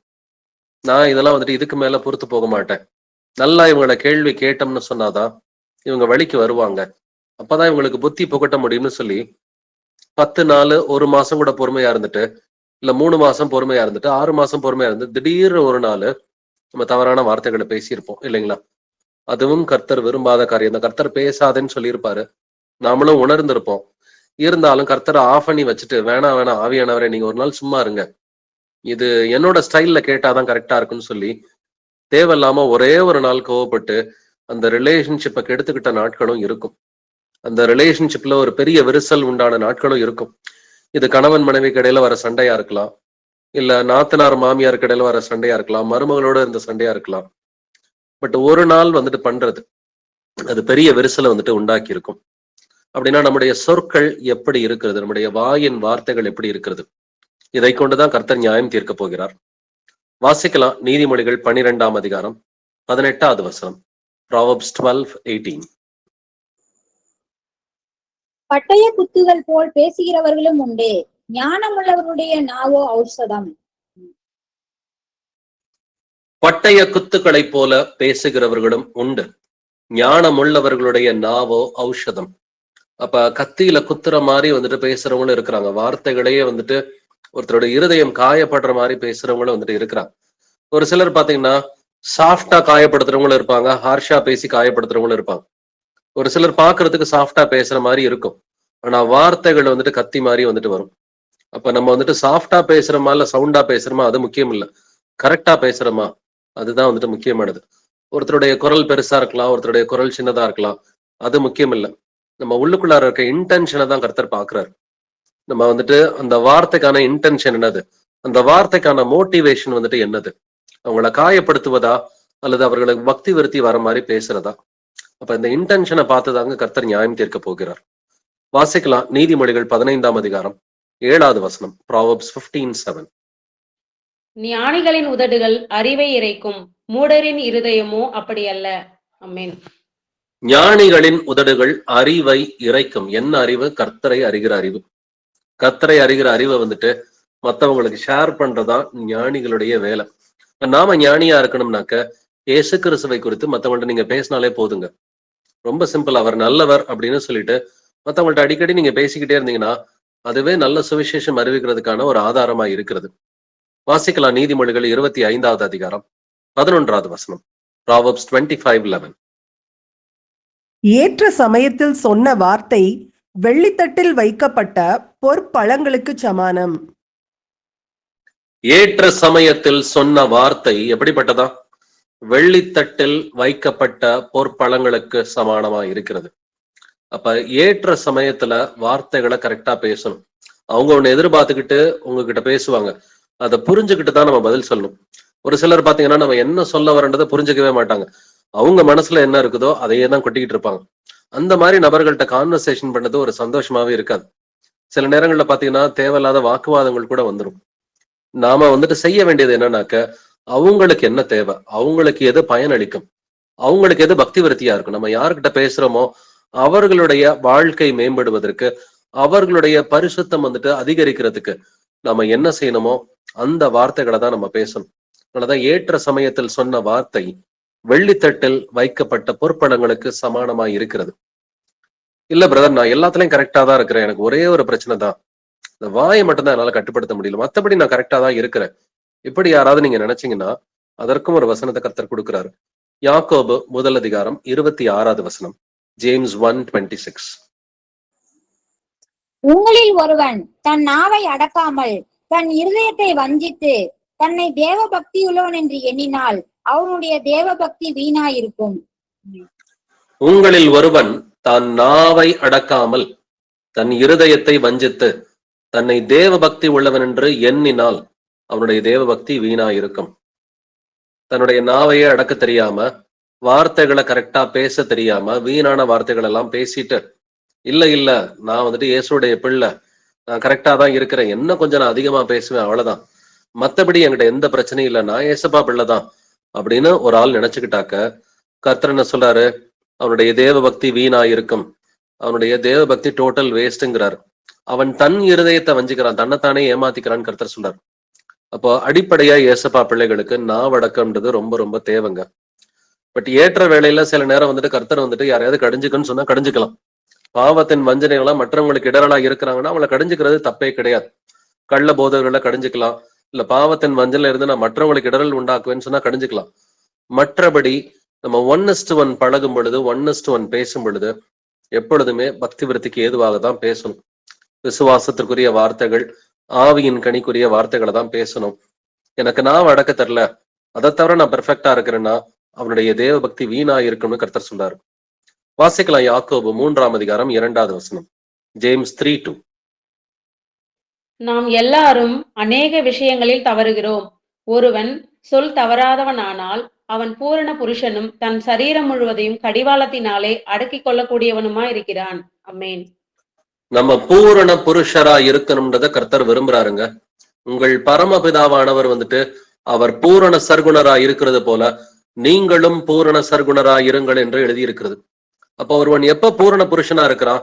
ஒருவன் சொல் தவறாதவனா இருந்தா மட்டும்தான் அவன் பூரண புருஷனா இருக்கிறான். ஒரு சிலர் பாத்தீங்கன்னாக்க ஏதாவது ஒண்ணு அந்த நேரத்துக்கு கமிட் பண்ணுவாங்க, நான் உங்களுக்கு ஒரு ஹெல்ப் பண்றேன்னு சொல்லி கமிட் பண்ணுவாங்க, கமிட் பண்ணிட்டு மறந்தே போயிடுவாங்க. உங்களுக்கு நான் இந்த காரியத்துல உதவி செய்யறேன், நீங்க ஒண்ணும் கவலைப்படாதீங்க அப்படின்னு சொல்லிட்டு அவங்கள்ட்ட நீங்க 2 தடவை ஞாபகப்படுத்தினாலும் உங்களுக்கு வேலையே நடக்காது. 4 தடவை ஞாபகப்படுத்தினாலும் உங்களுக்கு எந்த நன்மையும் நடக்க போறது கிடையாது. இப்படி சொற்களை ப்ராமிஸ் பண்ணிட்டு அதன் பிறகு தவறுனாங்கன்னா அவர்கள் பூரண புருஷர் கிடையாதுன்னு வேதம் சொல்லுது. நாம எப்படி இருக்கணுமா? ஏசப்பா பிள்ளைகளா இருந்தா சொல் தவறாத பிள்ளைகளா இருக்கணும்.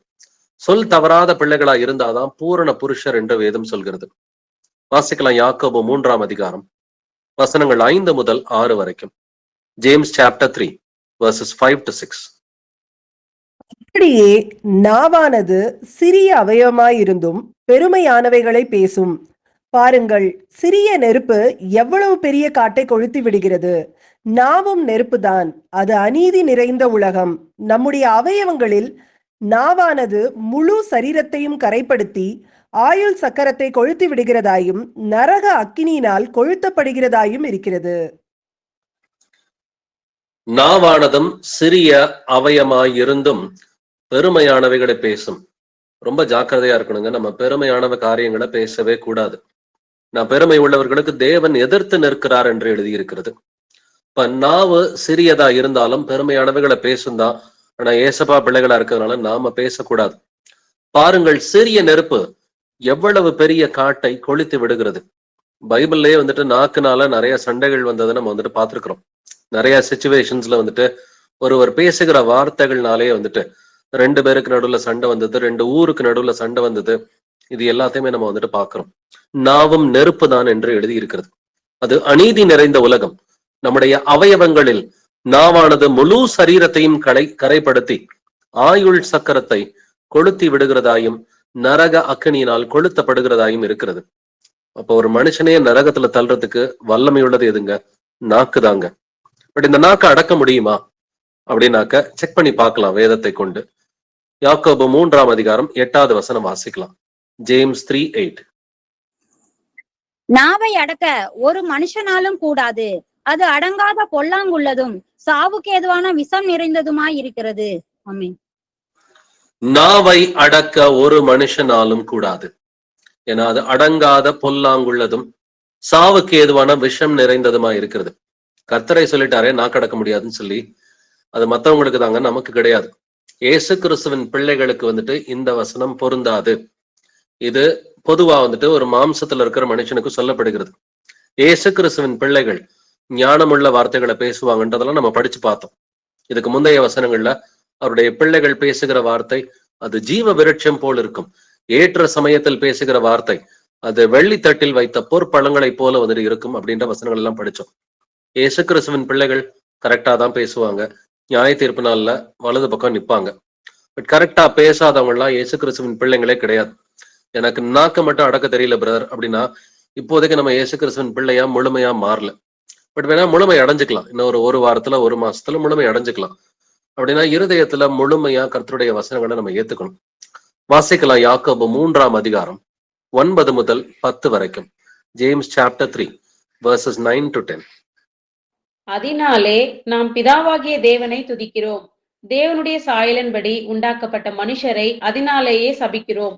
துதித்தலும் சபித்தலும் ஒரே வாயிலிருந்து புறப்படுகிறது. என் சகோதரரே, இப்படி இருக்கலாகாது. அமேன். நம்ம இதே நாக்குல தான் பிதாவாகிய தேவனை துதிக்கிறோம். அதே நாக்குல தான் தேவனுடைய சாயலின்படி உண்டாக்கப்பட்ட மனுஷரை சபிக்கிறோம்.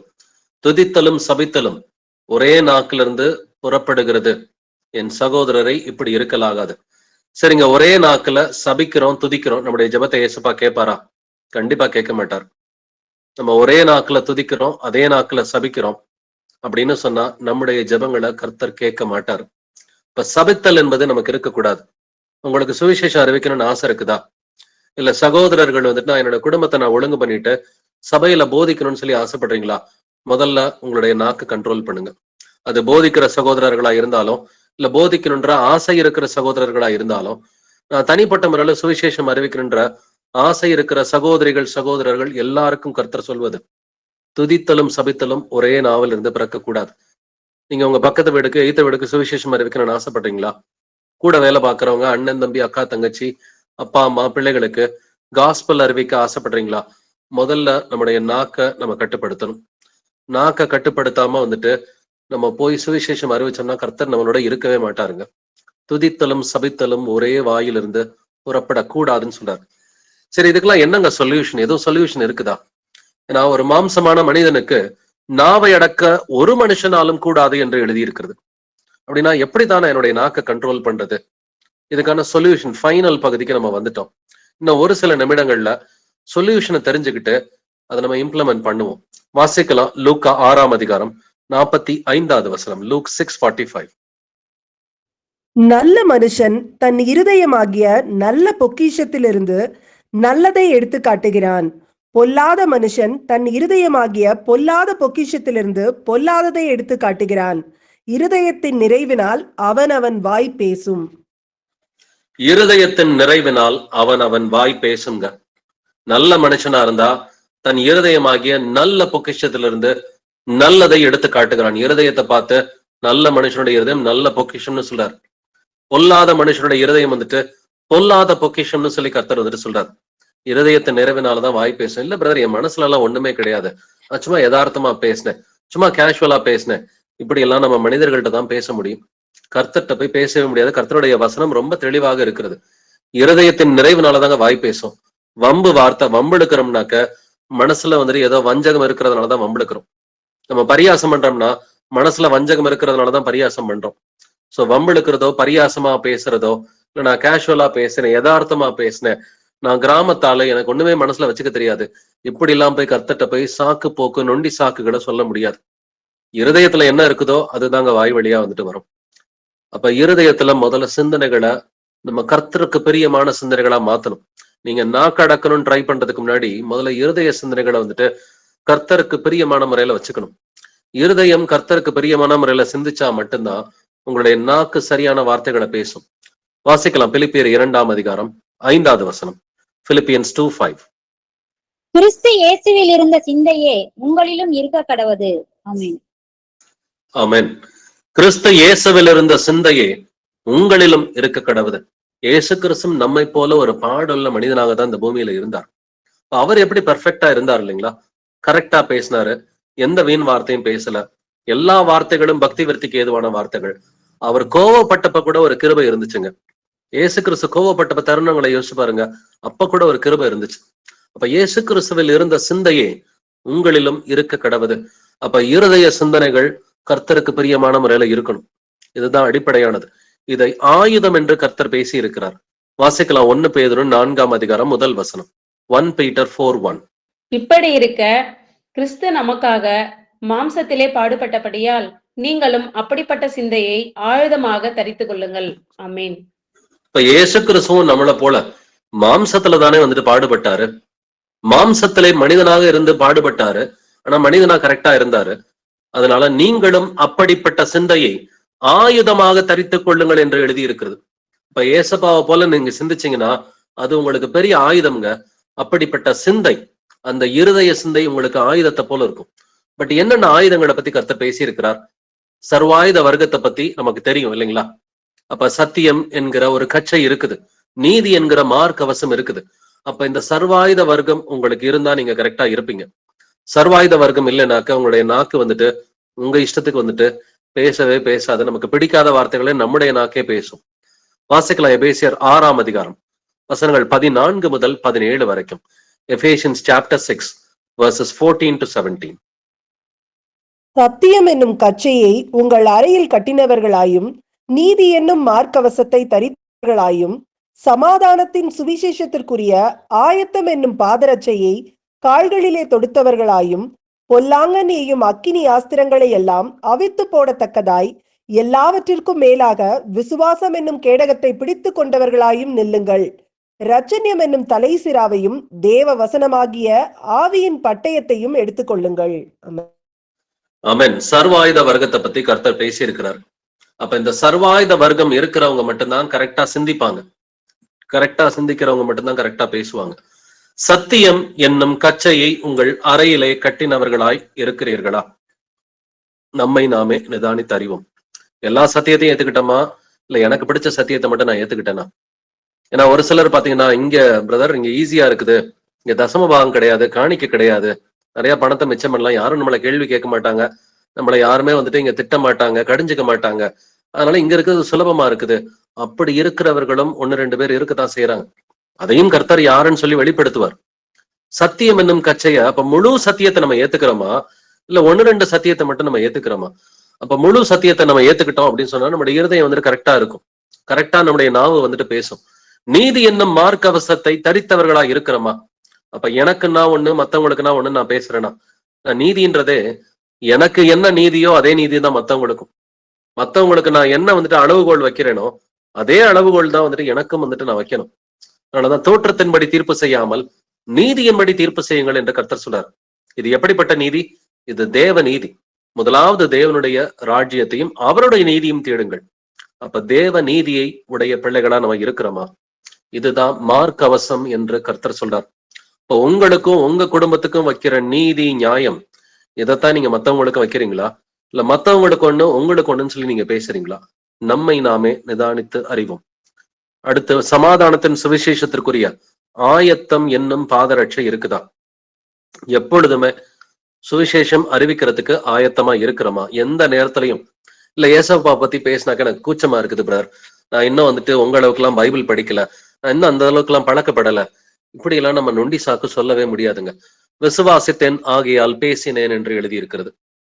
அப்ப நீங்க ஏசப்பாவுடைய பிள்ளையா, அவரை பத்தி பேசுங்க. நம்ம பழைய வாழ்க்கையில மாம்சமான நாட்கள்ல வந்துட்டு எவ்வளவோ தேவையில்லாத காரியங்கள் பேசியிருக்கிறோம். நான் வந்துட்டு அந்த ஹோட்டலுக்கு போனேன், சாப்பிட்டேன், நல்லா இருந்துச்சு, நீ அங்கிட்டு போனா சாப்பிட்டுட்டு வா. நான் இந்த கடையில போய் துணி எடுத்தேன், நல்லா இருந்துச்சு, நீ அந்த கடையில போய் துணி எடுத்துக்க. இப்படி எவ்வளவோ ரெக்கமெண்டேஷன்ஸ் வேஸ்டா கொடுத்திருப்போம். பட் நான் கர்த்தருடைய வசனங்களை ருசித்து பார்த்து இருக்கிறேன். கர்த்தருடைய வசனத்தினால விடுதலை அடைந்திருக்கிறேன். எனக்கு கர்த்தர் நன்மைகளை செய்திருக்கிறார். நானும் என் வீட்டாரும் சந்தோஷமா இருக்கிறோம், சமாதானமா இருக்கிறோம். நீயும் கர்த்தருடைய வசனங்களை ருசித்திப்பார் அப்படின்னு சொல்லி மற்றவங்களுக்கு நம்ம ஏசப்பாவை பத்தி ரெக்கமெண்ட் பண்றதுக்கு நமக்கு கூச்சம் தேவை இல்லைங்க. அப்பாவை பத்தி பேசுறதுக்கு நமக்கு கூச்சம் தேவையில்லை. சுவிசேஷம் எல்லோருமே அறிவிக்கணும். இது எல்லோரு மேலும் விழுந்த கடமையா இருக்கிறது. சுவிசேஷம் அறிவிக்கிறதுனா அன்றாடம் நீங்க யாரை பாக்குறீங்களோ அவங்கள்ட்ட ஏசப்பாவை பத்தி பேசுங்க. இது ரொம்ப சிம்பிளான ஒரு விஷயம். சோ சத்தியம் என்னும் கச்சை நமக்கு வந்துட்டு முழுமையா வேணும். முழுமையா சத்தியத்தை ஏத்துக்கிறோமா, இல்ல எனக்கு பிடிச்சதை மட்டும் நான் ஏத்துக்கிறேனா? நீதி என்னும் மார்க் அவசம் இருக்குதா? நான் எனக்கும் என்னுடைய வீட்டாருக்கும் என்ன ஒரு பெஞ்ச் மார்க் வைக்கிறேனோ அதே பெஞ்ச் மார்க் தான் எல்லாருக்கும் நான் வைக்கணும். இப்ப சுவிசேஷம் அறிவிக்கிறதுக்கு நான் ரெடியா இருக்கிறேனா? விசுவாசம் என்னும் கேடகம் இருக்குதா? இல்லாட்டினா இல்ல பிரதர், இது வந்துட்டு இவர் ஏத்துக்கவே மாட்டாரு, இவர் ஏத்துக்கிறதுக்கு வாய்ப்பே கிடையாது, இவர்கிட்ட நான் 10 முறை காஸ்பல் சொல்லிட்டேன், 10 முறையும் வந்து ரிஜெக்ட் பண்ணிட்டாரு, இவன் திருந்தவே மாட்டான், இந்த பையன் வந்துட்டு வேஸ்ட், இந்த பையன்கிட்ட பேசுறது பிரயோஜனமே இல்லை அப்படின்னு வந்துட்டு சொன்னோம்னா கர்த்தர் சர்வ வல்லவர் கிடையாதுன்னு நம்ம சொல்றோம். கர்த்தர் சர்வ வல்லவர் கிடையாதுன்றதை நம்ம வந்துட்டு சொல்லாம சொல்லிக்கிட்டு இருக்கிறோம்னு அர்த்தம். விசுவாசத்தை இழந்துட்டோம்னாக்க கர்த்தர் சர்வ வல்லவர்ன்றதை நம்ம மறந்துட்டோம்னு சொல்லி அர்த்தம். விசுவாசம் என்னும் கேடகத்தை பிடித்தவர்களா நிக்கணும். நான் பொல்லாங்கன்னு சும்மா இருக்க மாட்டான், அக்னி ஆஸ்திரங்களே எஞ்சிக்கிட்டே தான் இருப்பான். அப்ப இல்ல கர்த்தருக்கு வந்துட்டு என்னோட வேதனை புரியல அப்படின்னு சொல்லி கர்த்தரையே குற்றப்படுத்துறவங்களும் இருக்கிறாங்க. இல்லாட்டினா விசுவாசத்தை இழந்து போய் இதுல என் குடும்பத்துல என் கணவர் திருந்த மாட்டாரு, என் மனைவி திருந்த மாட்டாங்க, என் புள்ள திருந்தாது, எங்க அப்பா அம்மா திருந்த மாட்டாங்க, என் கூட பிறந்தவங்க திருந்த மாட்டாங்க, என் மருமக வந்துட்டு இது திருந்தாது, என் மாமியார் திருந்த மாட்டாங்க, நாத்தனார் திருந்த மாட்டாங்க, இப்படி எல்லாம் நம்ம நினைச்சோம்னாலே நமக்கு விசுவாசம் இல்லைன்னு அர்த்தங்க. பாவம் செய்கிற ஒரு மாமியாரோ நாத்தனாரோ இல்ல வந்துட்டு கணவரோ மனைவியோ இவங்க திருந்த மாட்டாங்க அப்படின்றது இது அவிசுவாசத்திற்குரிய அடையாளமா இருக்கிறது. இப்ப விசுவாசம் என்னும் கேடகத்தை பிடித்தவர்களா நம்ம நிக்கிறோமா? ரட்சணியம் எனும் தலை சீரா நமக்கு வேணும். தேவ வசனமாகிய ஆவியின் பட்டயம் இது நிச்சயமா வேணும். 18வது வசனத்துல நாம் எப்பொழுதும் ஆவியிலே ஜெபம் பண்ண வேண்டும் என்று எழுதியிருக்கிறது. அப்ப கிறிஸ்துவின் சிந்தையை ஆயுதமாக தரித்துக் கொள்ளுங்கள் அப்படின்ற ஒரு வசனத்தை நம்ம படிச்சோம். 1 பேதுரு 4ஆம் அதிகாரம் 1 வசனத்துல கிறிஸ்துவின் சிந்தை தாங்க ஆயுதம். அந்த ஆயுதம் சர்வாயுத வர்க்கத்தை பத்தி படிச்சிட்டோம். இந்த சர்வாயுத வர்க்கம் இருந்துச்சுன்னா நீங்க இயேசுவை போல சிந்திப்பீங்க. இயேசுவை போல சிந்திச்சீங்கன்னா உங்களோட இருதயம் முழுக்கவுமே கர்த்தருடைய வசனங்கள் இருக்கும். இருதயத்தின் நிறைவினால் அவனவன் வாய் பேசும். உங்களுடைய வாய் கரெக்டா பேச ஆரம்பிக்கும். ஏன்னா நல்ல மனுஷன் தன் இருதயமாகிய நல்ல பொக்கிஷத்திலிருந்து நல்லதை எடுத்து காட்டுகிறான். நம்ம நல்ல மனுஷனா மாறுவதும் நம்முடைய இருதயம் நல்ல இருதயமா வந்துட்டு மாறுவதும் வந்துட்டு அது எப்பொழுது எல்லா சத்தியத்தையும் ஏத்துக்கணும். இப்ப சகோதரர்கள் ஒவ்வொரு நாளும் வந்துட்டு ஆவியானவரின் துணையோட சத்தியத்தை எடுத்து பேசுறாங்க. இல்ல எனக்கு இவரு பேசினாதான் பிடிக்கும், அவரு பேசினா பிடிக்காது அப்படின்ற வித்தியாசம்ல நமக்குள்ளார வந்துட்டு இருக்கக்கூடாது. இல்ல வந்துட்டு எனக்கு இந்தந்த வசனங்கள்லாம் ஏத்துக்கிற மாதிரி இருக்குதுப்பா, இந்தந்த வசனங்கள் ஏத்துக்கிற மாதிரி இல்லைன்னா அது நம்முடைய அவிசுவாசம். எல்லா வசனங்களும் பக்தி விருத்திக்கு ஏதுவாதான் கர்த்தர் கொடுத்திருக்கிறார். பைபிள் முழுக்கவுமே சத்தியம்தான். அதுல இந்த வசனம் இப்படி அந்த வசனம் இப்படி, எனக்கு இந்த புக்கு இப்படி அந்த புக்கு இப்படி அப்படின்லாம் சொல்ல முடியாது. பைபிள் முழுக்கவுமே சத்தியத்தை தான் கர்த்தர் கொடுத்திருக்கிறார். இப்ப முழுமையா நம்ம சத்தியத்தை ஏத்துக்கிட்டோம்னா நம்முடைய இருதயம் வந்துட்டு நல்ல பொக்கிஷமா இருக்கணும். நல்ல இருதயமாகிய நல்ல பொக்கிஷத்திலிருந்து நம்முடைய வாய் வந்துட்டு நல்ல வார்த்தைகளை எடுத்து பேசும். நல்ல வார்த்தைகள் பேசினா வீண் வார்த்தை இருக்காது. நியாய தீர்ப்பு நாள்ல ரைட் சைட்ல நிக்க முடியும். கடைசியாக ஒரு சில வசனங்களோட நம்ம நிறைவு செய்யலாம். 2 கொரிந்தியர் 10ஆம் அதிகாரம் 4 முதல் 5 வசனங்களை வாசிக்கலாம். 2 Corinthians chapter 10 verses 4 to 5. எங்களுடைய போர் ஆயுதங்கள் மாம்சத்துக்கு ஏற்றவைகளா இராமல் அரண்களை நிர்மூலமாக்குகிறதற்கு தேவபலம் உள்ளவையா இருக்கிறது. அவைகளால் நாங்கள் தர்க்கங்களையும் தேவனை அறிகிற அறிவுக்கு விரோதமாய் எழும்புகிற எல்லா மேட்டிமையையும் நிர்மூலமாக்கி எந்த எண்ணத்தையும் கிறிஸ்துவுக்கு கீழ்ப்படிய சிறைப்படுத்துகிறவர்களாய் இருக்கிறோம். எங்களுடைய போர் ஆயுதங்கள் மாம்சத்துக்கு ஏற்றவைகளா இராமல். நம்முடைய போர் ஆயுதங்கள் எப்படிப்பட்டதுங்க? மாம்சத்துக்கு ஏற்ற போர் ஆயுதங்கள் கிடையாது. ஒரு சிலர் வந்துட்டு போர் ஆயுதங்களா என்ன எடுத்துக்குவாங்க? துப்பாக்கி எடுத்துக்குவாங்க, கத்தி எடுத்துக்குவாங்க. நம்முடைய போர் ஆயுதங்கள் சத்தியம் என்னும் கச்சை, நீதி என்னும் மார்க்கவசம், சுவிசேஷம் அறிவிக்கக்கூடிய சமாதானத்தின் சுவிசேஷத்திற்குரிய ஆயத்தம் என்னும் பாதரட்சை, விசுவாசம் என்னும் கேடகம், இரட்சணியம் எனும் தலை சீரா, தேவ வசனமாகிய ஆவியின் பட்டயம். இதுதான் நம்முடைய போர் ஆயுதங்கள். 5வது வசனம் 2 கொரிந்தியர் 10:5 கர்த்தர் சொல்றாரு, அவைகளால் என்று எழுதியிருக்கிறது. எவைகளால்? இந்த போர் ஆயுதங்களால். இந்த ஆவிக்குரிய போர் ஆயுதங்கள் உங்கள்ட்ட இருந்துச்சுன்னா, நாங்கள் தர்க்கங்களையும் தேவனை அறிகிற அறிவுக்கு விரோதமாய் எழும்புகிற எல்லா மேட்டுமையும் நிர்மூலமாக்கி எந்த எண்ணத்தையும் கிறிஸ்துவுக்கு கீழ்ப்படிய சிறைப்படுத்துகிறவர்களா இருக்கிறோம். தப்பான சிந்தனை வந்துச்சுன்னா முதல்ல விரட்டணும். அதை விரட்டாம அதையே யோசிச்சுக்கிட்டு இருந்தீங்க, என் மாமியார் இப்படித்தானே என்னை திட்டினாங்க, என் நாத்தனார் இப்படித்தானே என்னை அவமானப்படுத்தினா, என் மருமக இந்த வார்த்தையை சொல்லி என்னை திட்டா, என் புருஷன் என்னை அடிச்சுட்டாரு, என் மனைவி என்னை அவமானப்படுத்திட்டாங்க, இப்படின்னு பழசையே சிந்திச்சுக்கிட்டே உட்கார்ந்துருந்தோம்னாக்க நம்ம ஏசப்பாவோட பிள்ளைகளா மாறவே முடியாதுங்க. இந்த மாதிரி சிந்தனைகள் வரும் பொழுது, இல்ல நான் என்னுடைய கணவரை நான் மன்னிச்சிட்டேன், என்னோட மனைவியை நான் மன்னிச்சிட்டேன், எனக்கு விரோதமாக பேசிய மருமகளையோ மாமியாரையோ நாத்தனாரையோ நான் மன்னிச்சிட்டேன், ஞானஸ்நானம் எடுத்தப்ப நான் மன்னிச்சிட்டேன், இயேசுவின் நாமத்தினால வெளியில போ அப்படின்னு சொல்லி அந்த எண்ணங்களை வந்துட்டு இயேசுவுக்கு சிறைப்படுத்துறீங்களா இல்லையா? இதை கர்த்தர் பார்த்துக்கிட்டே இருப்பாருங்க. கர்த்தருடைய பார்வைக்கு வந்துட்டு யாருமே தப்பிக்க முடியாது. அவருடைய பார்வைக்கு எல்லாமே வந்துட்டு நிர்வாணமா இருக்கிறது அப்படின்னு சொல்லி வேதம் சொல்கிறது. அப்ப எல்லாமே அவருக்கு வெட்ட வெளிச்சமா இருக்குது. அவர்கிட்ட இருந்து நம்மளால தப்பிக்கவே முடியாது. அப்ப நமக்கு ஒரே ஒரு ஆப்ஷன் தான் இருக்குது. சிந்தனைகள் தப்பா போச்சுனாக்க, ஒரு சகோதரனை குறித்த ஒரு சிந்தனை, ஒரு சகோதரியை குறித்த ஒரு சிந்தனை, ஒரு சொந்தக்காரவங்க, நண்பர்கள், சபையில இருக்கிறவங்க யாரை குறித்த ஒரு சிந்தனை தப்பா வந்துச்சுன்னா, முதல்ல வந்துட்டு அந்த சிந்தனையை இயேசுவின் நாமத்தினால விரட்டிடணும். அது நம்முடைய பழைய வாழ்க்கைக்குரிய பாவத்துக்கு சம்மந்தப்பட்டிருந்துச்சுன்னா முதல்ல மன்னிப்பு கேட்கணும். ஃபார் எக்ஸாம்பிள், ஒரு சினிமா பாட்டு உங்களுக்கு ஞாபகத்துக்கு வருதுன்னா, அதுக்கு முதல்ல நாம தான் காரணம். அந்த சினிமாவை போய் பார்த்திருப்போம், இல்ல அந்த பாட்டை பாடியிருப்போம். இப்போ முதல்ல வந்துட்டு அதற்கு வந்துட்டு நம்ம மன்னிப்பு கேட்கணும். நம்ம யாராவது வந்துட்டு நம்ம பழைய வாழ்க்கையில நம்ம தவறு செஞ்சிருந்தோம்னா அந்த சிந்தனைகள் வருவதற்கு வாய்ப்பு இருக்கு. முதல்ல, ஏசப்பா நான் இந்த சினிமாவை பார்த்துட்டேன், இந்த பாட்டை பாடி இருக்கிறேன் என் வாழ்க்கையில, என்ன மன்னிச்சிருங்க, அதனாலதான் வந்துட்டு இந்த பாடல்கள் எனக்கு ஞாபகம் வருது, அதனாலதான் இந்த சினிமா காட்சிகள்லாம் என் மனசுல ஓடுது, என்னை மன்னிச்சிருங்க அப்படின்னு சொல்லி மன்னிப்பு கேட்டுட்டு இயேசுவின் நாமத்தினால வெளியே போன்னு சொல்லி கட்டளை போடணும். அந்த மாம்ச சிந்தனைகளை, இந்த உலகத்துக்குரிய ஆவிய இயேசு கிறிஸ்துவின் நாமத்தினால் வெளியில போன்னு சொன்னாக்க இருதயம் ஸ்திரப்படும். ஒவ்வொரு நேரமும் நம்ம என்ன சிந்திக்கிறோன்றதை கர்த்தர் பார்த்துக்கிட்டே இருக்கிறாருங்க. அப்ப எந்த எண்ணத்தையும் கிறிஸ்துவுக்கு கீழ்ப்படிய சிறைப்படுத்துகிறவர்களா நம்ம இருக்கிறோமா இல்லையா? அதனாலதான் என்ன சிந்திக்கணுன்றதையும் கர்த்தர் சொல்றார். உண்மை உள்ளவைகள் எவைகளோ, ஒழுக்கம் உள்ளவைகள் எவைகளோ, அன்புள்ளவைகள் எவைகளோ, கற்புள்ளவைகள் எவைகளோ, நற்கீர்த்தி உள்ளவைகள் எவைகளோ, புண்ணியம் எதுவோ, புகழ் எதுவோ, நீதி உள்ளவைகள் எவைகளோ, அவைகளையே நாம் சிந்தித்துக் கொண்டிருக்க வேண்டும். எதை சிந்திக்கணும், எதை சிந்திக்க கூடாது, இதையும் கர்த்தர் சொல்றாரு. அப்ப எவ்வளவு பேர் என்கிட்ட பேசுறாங்க, பிரதர் எப்படி வந்துட்டு நான் எல்லாருக்கும் கரெக்டா பதில் சொல்றது? ஆவியானவர்கிட்ட கேளுங்க. வாசிக்கலாம். கொலோசியர் 4ஆம் அதிகாரம் 6வது வசனம். கொலோசியன்ஸ் 4:6. அவனவனுக்கு இன்னினபடி உத்தரவு சொல்ல வேண்டும் என்று நீங்கள் அறியும்படிக்கு உங்கள் வசனம் எப்பொழுதும் கிருபை பொருந்தினதாயும் உப்பால் சாரமேறினதாயும் இருப்பதாக. ஆமென். அவனுக்கு இன்னின்னபடி உத்தரவு சொல்ல வேண்டும் என்று நீங்கள் அறியும்படிக்கு. உங்கள்ட்ட எவ்வளவு பேர் பேசுறாங்க தான், 100கணக்கான பேர் உங்கள்ட்ட பேசலாம். ஒவ்வொருத்தருக்கும் எப்படி பதில் சொல்லணும் அப்படிங்கிறத நீங்கள் அறியும்படிக்கு உங்கள் வசனம் எப்படி இருக்கணுமா?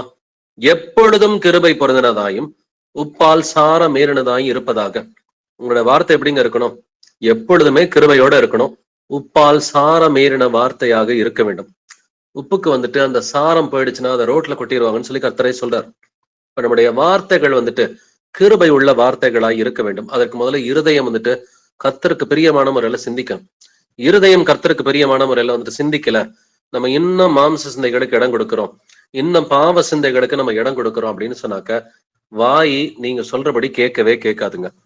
உங்களுடைய நாக்கை நீங்க கண்ட்ரோல் பண்ணணும்னா உங்க இருதயத்தை நீங்க கண்ட்ரோல் பண்ணியே ஆகணும். கர்த்தருடைய வசனங்களை கொண்டு தவறான சிந்தனைகள் வரும் பொழுது கர்த்தருடைய பார்வைக்கு நான் பொல்லாப்பு செய்வது எப்படி, கர்த்தருடைய வார்த்தையை நான் அசட்டை செய்வது எப்படி, இயேசுவின் நாமத்தினால வெளியே போன்னு சொல்லி விரட்டணும். கர்த்தர் என்ன பார்த்துக்கிட்டு இருக்கிறாரு. கர்த்தர் பாக்குறப்ப நான் எப்படி தப்பான சிந்தனைகள் சிந்திக்க முடியும்? அசுத்தாவிய சாத்தானை, மாம்ச சிந்தையை வெளியில போ அப்படின்னு சொல்லி அந்த பொல்லாத சிந்தனைகளை விரட்டுகிற பிள்ளைகளா இருந்தாக்க கர்த்தருடைய பார்வையில நல்ல பிள்ளைகளா நீங்க இருப்பீங்க. உங்களுக்கு கல்விமானின் நாவை கர்த்தர் கொடுப்பார் என்றும் வேதம் சொல்கிறது. வாசிக்கலாம். ஏசாயா 50ஆம் அதிகாரம் 4வது வசனம். ஐசையா 50:4. இளைப்படைந்தவனுக்கு சமயத்திற்கேற்ற வார்த்தை சொல்ல நான் அறியும்படிக்கு கர்த்தராகிய ஆண்டவர் எனக்கு கல்விமானின் நாவை தந்தருளினார். காலைதோறும் என்னை எழுப்புகிறார். கற்றுக்கொள்ளுகிறவர்களைப் போல நான் கேட்கும்படி என் செவியை கவனிக்கச் செய்கிறார். ஆமென். இளைப்படைந்தவனுக்கு சமயத்திற்கேற்ற வார்த்தை சொல்ல வேண்டியதாங்க நம்முடைய வேலையும். சோர்வுற்று இருக்கிறவங்க, பாவத்தின் வஞ்சனையால் பிடிக்கப்பட்டிருக்கிறவங்க, பிரச்சனையோட இருக்கிறவங்க, சத்தியம் தெரியாம வந்துட்டு கர்த்தர் இருந்து சிக்ஷையை பெற்றுக் கொண்டிருக்கிறவர்கள், இல்ல இயேசுவே யாருன்னு தெரியாம கோபாக்கினையோட வந்துட்டு இருக்கிறவர்கள், இவங்களுக்கெல்லாம் வந்துட்டு இளைப்படந்த பிள்ளைகளுக்கு சமயத்திற்கேற்ற ஒரு வார்த்தையை சொல்லியப்பா நீ ஏசப்பாவை நம்பு, நான் அவரை நம்பினேன், எனக்கு இந்த நன்மைகளை செஞ்சாரு, நான் இன்னைக்கு நல்லா இருக்கிறேன் கர்த்தருடைய கிருபையோட, நீ அவரை நம்பு, முழு இருதயத்தோட அவரை நம்பு, இதெல்லாம் அவருடைய வார்த்தையா இருக்கு, இதுதான் பைபிள், இதை நீ புடி, இது நீ வாசி அப்படின்னு சொல்லி இளைப்படைந்தவனுக்கு சமயத்திற்கேற்ற வார்த்தை சொல்ல நான் அறியும்படிக்கு கர்த்தர் என்ன செய்யறாரா? கர்த்தராகிய ஆண்டவர் எனக்கு கல்விமானின் நாவை தந்தருளினார். நம்ம எல்லோருக்குமே இப்படிப்பட்ட நாவை கொடுப்பாருங்க. கல்விமானின் நாவை உங்கள் ஒவ்வொருவருக்கும் கொடுக்க பிதாவானவர் சித்தமா இருக்கிறார். பட் நாம ரெடியா இருக்கிறோம் அதை பெற்றுக்கொள்வதற்கு. காலை தோறும் என்னை எழுப்புகிறார். காலை தோறும் அவருடைய கிருபை புதிதாய் இருக்கிறது அப்படிங்கிறத புலம்பல்ல வாசிக்கிறோம். காலை தோறும் என்னை எழுப்புகிறார். கற்றுக்கொள்ளுகிறவர்களைப் போல நான் கேட்கும்படி என் செவியை கவனிக்க செய்கிறார்.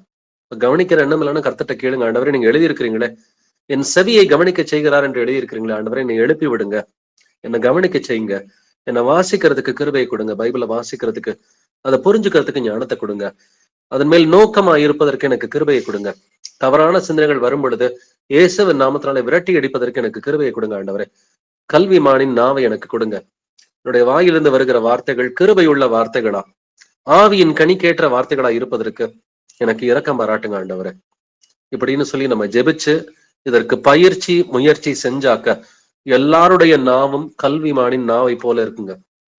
அப்படின்னா எல்லாருமே ஞானிகளா இருக்கணும், எல்லாருமே ரட்சிக்கப்படணும், இதுதான் கர்த்தருடைய சித்தமா இருக்கிறது. நம்ம ஆரம்பத்துல இன்னைக்கு நியாய தீர்ப்பை பத்தி தான் வந்துட்டு நம்ம ஸ்டார்ட் பண்ணோம். நம்மில் ஒவ்வொருவனும் தன்னை குறித்து தேவனுக்கு கணக்கு ஒப்புவிப்பான் என்று வேதம் சொல்கிறது. நம்ம ஒவ்வொருத்தரும் கணக்கு கர்த்தர்ட்ட வந்துட்டு ஒப்புவிக்கணுங்க. இதுல யாருமே தப்பிக்க முடியாது. நாம் எல்லாரும் கிறிஸ்துவின் நியாயாசனத்திற்கு முன்பாக வெளிப்பட வேண்டும் அப்படிங்கிற வசனத்தை பார்த்தோம். அப்ப நம்ம இயேசு கிறிஸ்துவுக்கு முன்பாக நியாய தீர்ப்பு நாள்ல வெளிப்படும் பொழுது கர்த்தர் என்ன சொல்லியிருக்கிறாரு?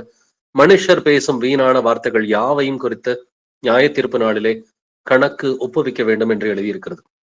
கணக்கு ஒப்புவிக்கிறதுக்கு நாம் எல்லோருமே கடமைப்பட்டவர்கள். அப்ப கணக்கு ஒப்புவிக்கணும்னா வார்த்தைகள் கரெக்டா இருக்கணும். ஏன்னா இயேசுவுக்கு பேர் தேவனுடைய வார்த்தை. அப்ப அதனாலதான் கெட்ட வார்த்தை பேசாத, கோபமான வார்த்தைகளை பேசாத, வம்பு வார்த்தைகளை பேசாத. ஏன்னா கர்த்தர் வார்த்தையான தேவன். அந்த வார்த்தை மாம்சமாகி நமக்குள்ளே அவர் வாசம் பண்ணினார் என்று எழுதியிருக்கிறது. நான் சொன்ன வசனமே அவனை கடைசி நாளில் நியாயம் தீர்க்கும் என்று எழுதியிருக்கிறது. நம்ம ஜெபிச்சாலும் சரி, மற்றவங்கள்ட்ட பேசினாலும் சரி, இல்ல மத்தவங்கள்ட்ட நம்மகிட்ட கோபமா பேசினாலும் எந்த நேரத்திலையும் வார்த்தைகள் வந்துட்டு தாறுமாறா போயிடக்கூடாது.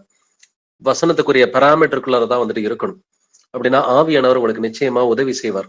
ஞானமுள்ள வார்த்தைகளை, தயை உள்ள வார்த்தைகளை, இந்த மாதிரியான வார்த்தைகளை தான் நம்ம பேசணும்.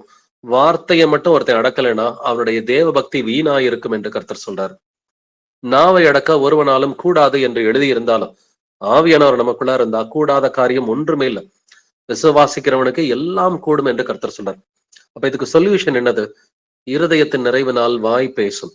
அப்படின்னா இருதயத்தை நம்ம கர்த்தருடைய வசனங்களை கொண்டு நிரப்ப வேண்டும். கிறிஸ்து இயேசுவில் இருந்த சிந்தையே உங்ககிட்டயும் இருக்கணுங்க. இயேசு கிறிஸ்துவின் சிந்தை ஆயுதமாக தரித்துக் கொள்ளுங்கள் என்று எழுதியிருக்கிறது.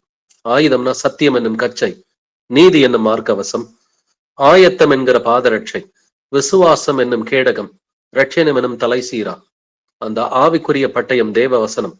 இந்த எல்லா ஆயுதங்களும் இருந்தா மட்டும்தான் நம்ம இயேசு கிறிஸ்துவுக்காக நல்ல ஒரு சோல்ஜரா இருக்கிறோம். இந்த ஆயுதங்கள் இருந்துச்சுன்னா எந்த ஒரு எண்ணத்தையும் கிறிஸ்துவுக்கு கீழ்ப்படிய சிறைப்படுத்துகிறவர்களா இருக்கிறோம்னு வசனம் சொல்லுது.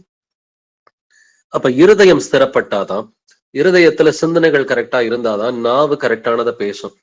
அவனவனுக்கு இன்னென்னபடி உத்தரவு சொல்ல வேண்டும் என்று நீங்கள் அறியும்படிக்கு உங்கள் வசனம் எப்பொழுதும் கிருபை பொருந்தினதாய் இருக்க வேண்டும்.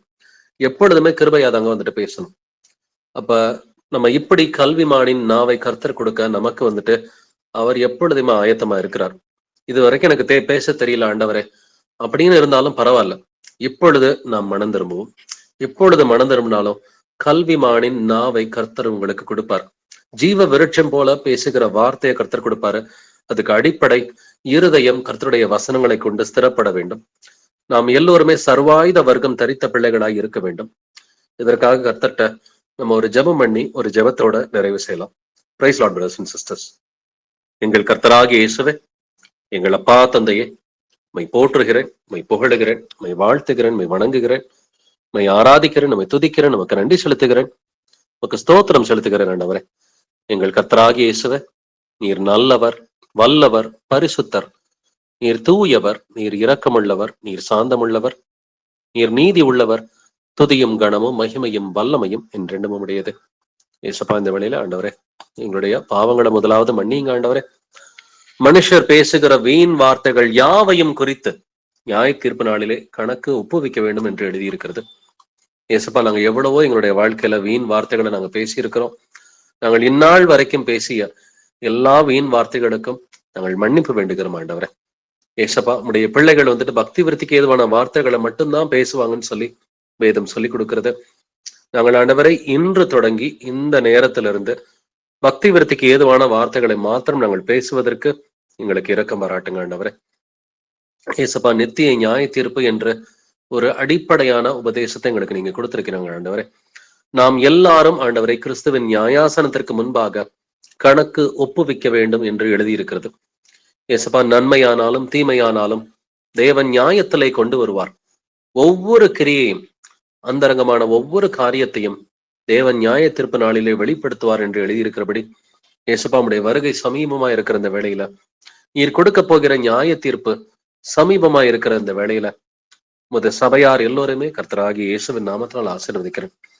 யாராகிலும் ஆண்டவரே, உடைய சபையில இருக்கிற பிள்ளைகள் யாராகிலும் உமக்கு விரோதமாக, உடைய பிள்ளைகளுக்கு விரோதமாக வீண் வார்த்தைகளை, கெட்ட வார்த்தைகளை, வம்பு வார்த்தைகளை, உமக்கு பிடிக்காத வார்த்தைகளை பேசியிருந்தா தயவாய் அவைகளை மன்னிங்க ஆண்டவரே.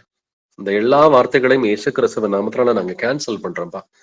நாங்க யாராவது திட்டி இருக்கிறோம்னாக்க, அவிசுவாசமா பேசி இருந்தோம்னாக்க, அந்த எல்லா வார்த்தைகளையும் இயேசு கிறிஸ்துவின் நாமத்தினால கேன்சல் பண்றோம். எங்களுடைய வார்த்தைகளுக்கு எங்களை மன்னிங்க ஆண்டவரே. இனிமேட்டு நாங்க பக்தி விருத்திக்கு ஏதுவான வார்த்தைகளை பேசுவதற்கு எங்களுக்கு இரக்கம் பாராட்டுங்கப்பா. அன்பு, சந்தோஷம், சமாதானம், நீடிய பொறுமை, தயவு, நற்குணம், விசுவாசம், சாந்தம், இச்சையடக்கம் என்கிற இந்த 9 ஆவியின் கனிக்கு ஏற்ப வார்த்தைகளை பேசுவதற்கு எங்களுக்கு இரக்கம் பாராட்டுங்க. அதற்காக சபையார் எல்லோரையுமே இயேசு கிறிஸ்துவின் நாமத்தால் ஆசீர்வதிக்கிறேன். ஏசப்பா, உமது பெயரே தேவனுடைய வார்த்தை என்று எழுதி ஆண்டவரே, இந்த வார்த்தைக்கு ஏத்தது போல நாங்களும் நடந்து கொள்வதற்கு எங்களுக்கு இரக்கம் பாராட்டுங்கப்பா. நீர் ஆதியிலே வார்த்தையாக இருந்த தேவன், நீர் மாம்சத்திலே வெளிப்பட்ட தேவனா இருக்கிறீர் ஆண்டவரே. ஏசப்பா, இந்த வேளையில எங்களுடைய பாவங்களை எங்களுக்கு தயவாய் மன்னிங்க. நான் சொன்ன வசனமே அவனை கடைசி நாளில் நியாயம் தீர்க்கும் என்று எழுதியிருக்கிறது. ஏசப்பா, உம்முடைய வசனத்தினாலதான், உம்முடைய வார்த்தையினாலதான் நீர் எங்களை நியாயம் தீர்க்க போகிறீர் ஆண்டவரே. உம்முடைய வார்த்தைய, உம்முடைய சத்தியத்தை உங்களுடைய இருதயத்துல நாங்கள் வந்துட்டு முழுவதுமாக ஏற்றுக்கொள்வதற்கு எங்களுக்கு இரக்கம் பாராட்டுங்க. இன்று வசனத்தை கேட்ட எல்லோருமே, உடைய பிள்ளைகள் எல்லோருமே ஏசப்பா, சர்வாயுத வர்க்கம் தரித்த பிள்ளைகளாய் இருக்க வேண்டும் என்று, நல்ல இருதயமாக நல்ல பொக்கிஷத்தை உடைய பிள்ளைகளாய் இருக்க வேண்டும் என்று, இந்த நல்ல இருதயத்திலிருந்து நல்ல வார்த்தைகளை எடுத்து காட்டுகிற பிள்ளைகளாய் இருக்க வேண்டும் என்று எல்லோருமே இயேசு கிறிஸ்துவின் நாமத்தினால் ஆசீர்வதிக்கிறேன் ஆண்டவரே. ஒவ்வொருத்தருக்கும் நாங்க எப்படி பதில் சொல்லணும் எங்களுக்கு சொல்லிக் கொடுங்க ஆண்டவரே. அவனவனுக்கு இன்னபடி உத்தரவு சொல்ல வேண்டும் என்பதை நீங்கள் அறியும்படிக்கு உங்கள் வசனம் எப்பொழுதும் கிருபை பொருந்தினதாயும் உப்பால் சாரம் ஏறினதாயும் இருப்பதாக என்று வேதம் சொல்கிறது போல, நாங்க யார் யார்கிட்ட எப்படி பேசுறது, அவங்களுக்கு எப்படி பதில் சொல்றது எங்களுக்கு சொல்லிக் கொடுங்க ஆண்டவரே. ஆவியானவரும் நமது பலவீனங்களில் நமக்கு உதவி செய்கிறார் என்று எழுதியிருக்கிறபடி, ஆவியானவரே, எங்களுடைய பலவீனங்கள்ல எங்களுக்கு உதவி செய்யுங்க ஆண்டவரே. நாங்க எப்படி ஜெபிக்கிறது எங்களுக்கு நீங்க கற்றுத்தாருங்க ஆண்டவரே. எப்படி பதில் சொல்றது எங்களுக்கு சொல்லிக் கொடுங்க ஆண்டவரே. நாவை அடக்க ஒரு மனுஷனாலும் கூடாது என்று எழுதியிருந்தாலும் நாங்க உங்களுடைய பிள்ளைகளா இருக்கிறோம் ஏசப்பா. உண்மை போல நாங்கள் சிந்திப்பதற்கு எங்களுக்கு இரக்கம் பாராட்டுங்க ஏசப்பா. உமது சிந்தையை ஆயுதமாக தரித்துக் கொள்வதற்கு எங்களுக்கு இரக்கம் பாராட்டுங்க. அதற்காக எங்கள் எல்லோரையுமே இயேசு கிறிஸ்துவின் நாமத்தினால் ஆசீர்வதிக்கிறோம். கெட்ட சிந்தனைகள், வீண் சிந்தனைகள், பாவமான சிந்தனைகள் எங்களுடைய இருதயத்தில் எழும்பும் பொழுது அவை எல்லாவற்றையும் கிறிஸ்துவுக்கு கீழ்ப்படிய சிறைப்படுத்துகிற பிள்ளைகளா நாங்கள் இருக்க வேண்டும் என்று இயேசு கிறிஸ்துவின் நாமத்தினால் எங்களை ஆசீர்வதிக்கிறோம். எல்லாருடைய இருதயம் ஸ்திரப்படுவதற்கு கிருபை கொடுங்க ஆண்டவரே. எல்லாருக்கும் கல்விமானின் நாவை நீர் தர வேண்டும் என்று எல்லோருமே இயேசு கிறிஸ்துவின் நாமத்தினால் ஆசீர்வதிக்கிறேன். தொடர்ந்து இயேசப்பா, உடைய வருகையின் போது உமக்கு முன்பாக நாங்கள் நிற்பதற்கு தகுதி உள்ளவர்களா எங்களை மாத்துங்க ஆண்டவரே.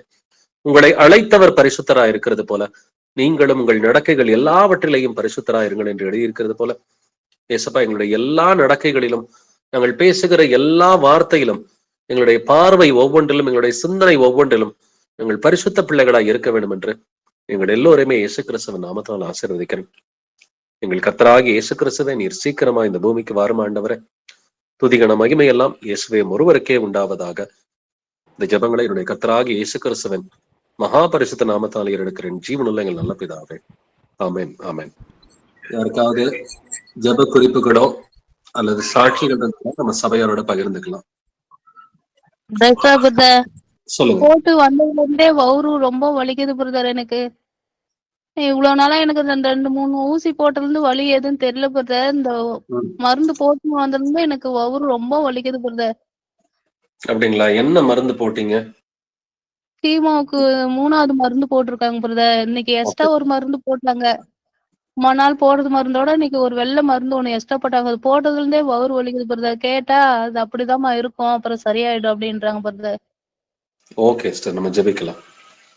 இயேசுவே ஆண்டவரே, சகோதரி மகாதேவிய இயேசு கிறிஸ்துவின் நாமத்தால் ஆசீர்வதிக்கிறேன். ஏசப்பா, அவங்க போட்ட மருந்துனால ஆண்டவரே வயிற்றுல வந்துட்டு வலி இருக்குதுன்னு சொல்றாங்க. வேதனைகளை நீக்கி போடுகிறவர் நீர் ஒருவரே ஆண்டவரே. உடைய பிள்ளைகள் வந்துட்டு வேதனை படக்கூடாதுன்னு சொல்லி நீங்க விரும்புறீங்க. ஆனாலும் இந்த வேதனையை நீங்க அனுமதிச்சிருக்கிறீங்க ஆண்டவரே. அதற்கு ஏசப்பா, நீர் நீதி உள்ளவரா இருக்கிறீர் ஆண்டவர். எங்களுக்கு வேதனை இருந்தாலும் நீர் நீதி உள்ளவர், நீர் எப்பொழுதுமே இரக்கம் உள்ளவர், நீர் எப்பொழுதும் கிருபை உள்ளவர், நீர் எப்பொழுதுமே நல்லவர் ஆண்டவர்.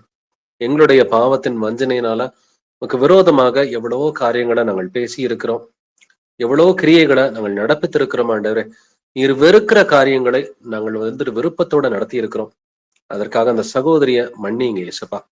சகோதரிய வந்துட்டு பழைய பாவங்கள் நிமித்தம் நீங்க வந்துட்டு மன்னிச்சு விடுதலை கட்டளையிடுங்க ஏசப்பா. எந்த பாவத்தினால இப்ப வந்துட்டு அவங்க கீமோ செஞ்சுக்கிட்டு இருக்கிறாங்களோ, இந்த கேன்சர் எதனால வந்துச்சோ, தயவாய் அவைகளை எல்லாம் மன்னிங்க ஏசப்பா. நீர் கிருபை உள்ளவர், நீர் இரக்கம் உள்ளவர், நீர் தீங்குக்கு மனஸ்தாபப்படுகிற தேவனா இருக்கிறீர் ஆண்டவரே. உங்களுடைய பிள்ளைகள் உங்களிடம் ஆண்டவரே ஜெபித்து கேட்கிற எல்லா காரியங்களையும் நீர் கொடுக்கிறேன்னு சொல்லியிருக்கிறீங்க ஏசப்பா. இந்த வெளியில ஏசப்பா, எங்களுடைய ஜெபங்களை தயவாய் கேளுங்க. எங்களுடைய பாவங்களை மன்னிங்க சகோதரி ஆண்டவரே. உங்களுக்கு விரோதமாக செய்த பாவங்கள் எல்லாவற்றையும் மன்னிங்க. மூதாதையர்கள் மூலமா வந்திருக்கிற எல்லா சாபங்களையுமே இயேசு கிறிஸ்துவின் நாமத்தால கேன்சல் பண்றோம். சகோதரிக்கு விரோதமாக செயல்படுகிற எல்லா அசுத்தாவிகளையுமே இயேசு கிறிஸ்துவின் நாமத்தால கடிந்து அப்புறப்படுத்துகிறேன். சகோதரிக்கு இருக்கிற எல்லா வயிற்றுல இருக்கிற எரிச்சல்களையும் இயேசு கிறிஸ்துவின் நாமத்தினால வெளியே போயிட்டு கட்டளை எடுக்கிறேன். சகோதரிக்கு இருக்கிற எல்லா எரிச்சலையும் இயேசு கிறிஸ்துவின் நாமத்தினால வெளியே போயிட்டு கட்டளை எடுக்கிறேன். சகோதரிய இயேசு கிறிஸ்துவின் நாமத்தினால் ஆசீர்வதிக்கிறேன்.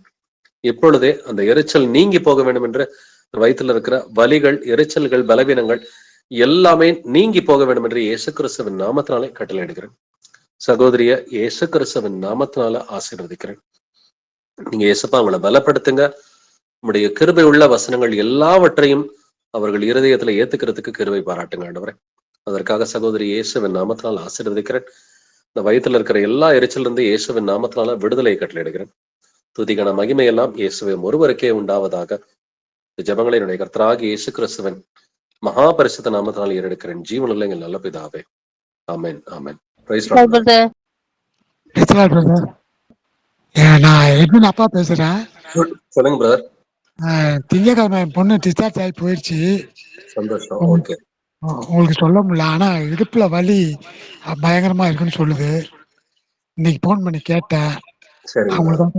அவங்களுக்காக கொஞ்சம் ப்ரே பண்ணுங்க பிரதர். ப்ரே பண்ணுவோம் பிரதர். அவங்க பேர் சொல்லுங்க. பெல்சியா, லூர்து பெல்சியா. ஓகே, லூர்து பெல்சியா. பைபிள் எல்லாம் படிப்பாங்களா? இல்ல, படிக்கிறது இல்ல, எப்பயா படிப்பாங்க. எப்பயாவது படிப்பாங்க. அப்ப சத்தியம் என்னும் கச்சைன்னு கர்த்தர் சொல்றாரு இல்லைங்களா? அந்த கச்சை நம்ம இடுப்புலதான் வந்துட்டு போடுவோம் இல்லைங்களா? இடுப்புல பிரச்சனை இருக்குன்னா சத்தியத்தை அவங்க அறியல, சத்தியத்தை அறிஞ்சுக்கணும்னு விருப்பப்படல அப்படின்னு அர்த்தம். முதல்ல அவங்க சத்தியத்தை தெரிஞ்சுக்கணும். சத்தியத்தை தெரிஞ்சுக்கிறதுல விருப்பமா இருக்கணும். பைபிள் எடுத்து படிமான்னு சொல்லுங்க. டெய்லி நீ பைபிள் படிச்சுதான் ஆகணும். ஏன் இந்த இடுப்பு வலி வந்திருக்குன்னா, ஏன்னா இடுப்புலதான் நம்ம பெல்ட் கட்டுவோம். பெல்ட்டை தான் கச்சைன்னு சொல்றோம். அந்த காலத்துல இந்த சாமியார்கள் எல்லாம் கச்சை கட்டி இருக்கிறாங்கன்னு சொல்லுவோம் இல்லைங்களா? சத்தியம் என்னும் கச்சைன்றதை இன்னைக்கு பைபிள் ஸ்டடியில கூட நீங்க கேட்டிருப்பீங்க. எபேசியர் 6:14. சத்தியம் ஆமா. என்னும் கச்சை. அப்ப சத்தியம் என்னும் கச்சை இல்லைனாக்க இடுப்புலதான் கர்த்தர் அடிப்பார். சரி. அப்ப ஒவ்வொரு இடத்துலயும் பிரச்சனை வருதுன்னா அதுக்கு வசனங்களை கர்த்தர் கொடுத்திருக்கிறாரு. அப்ப காரண காரியங்களை கர்த்தர் காமிக்கிறாரு. அவங்க சத்தியத்தை தேடல, இல்ல சத்தியம் தெரிஞ்சாலும் வந்துட்டு அவங்க அதை பத்தி கவலைப்படல, கடைபிடிக்கணுன்ற விருப்பம் இல்ல. சத்தியத்தை தேட சரி. சொல்லுங்க, அதை சரி. கடைபிடிக்க சொல்லுங்க, அதெல்லாம் ஏசப்பா சரி பண்ணிடுவாரு. நம்ம ஜெபிக்கலாம். சரி. ஏசப்பா அவங்க இந்த வழியில இருந்து முற்றிலுமா விடுதலை ஆகிறதுக்கு கிருபை பாராட்டுங்க ஆண்டவரே. அதற்கு தடையா இருக்கிற அவங்களுடைய பாவங்களை மன்னிங்க. அவங்க சத்தியத்தை தேடல, சத்திய வசனங்களை வாசிக்கிறதுல விருப்பமா இல்ல ஆண்டவரே. அந்த விருப்பத்தையும் வாஞ்சியும் அவங்களுடைய இருதயத்துல வைங்கப்பா.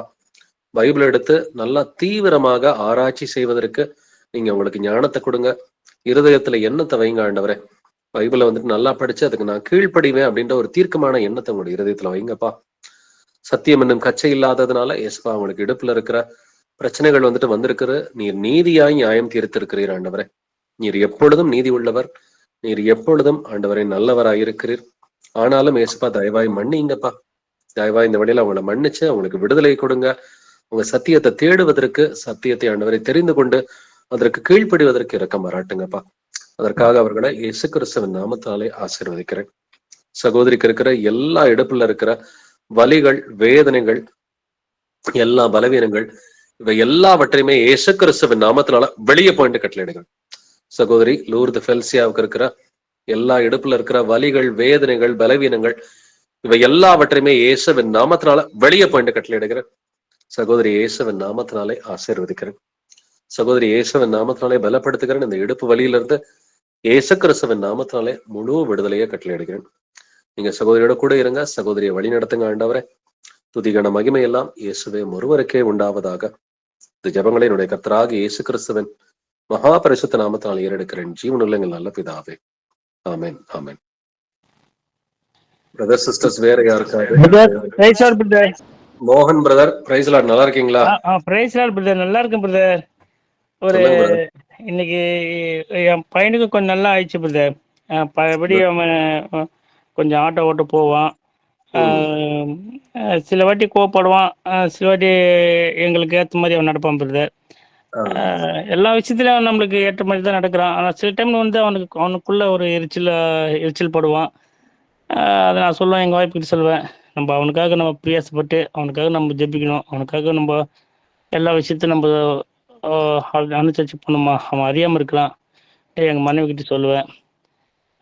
சில டைம் எங்ககிட்ட ரொம்ப நாளைக்கு பேச மாட்டான், ஆனால் சில டைம் திடீர்னு பேசுவான் பிரதர்.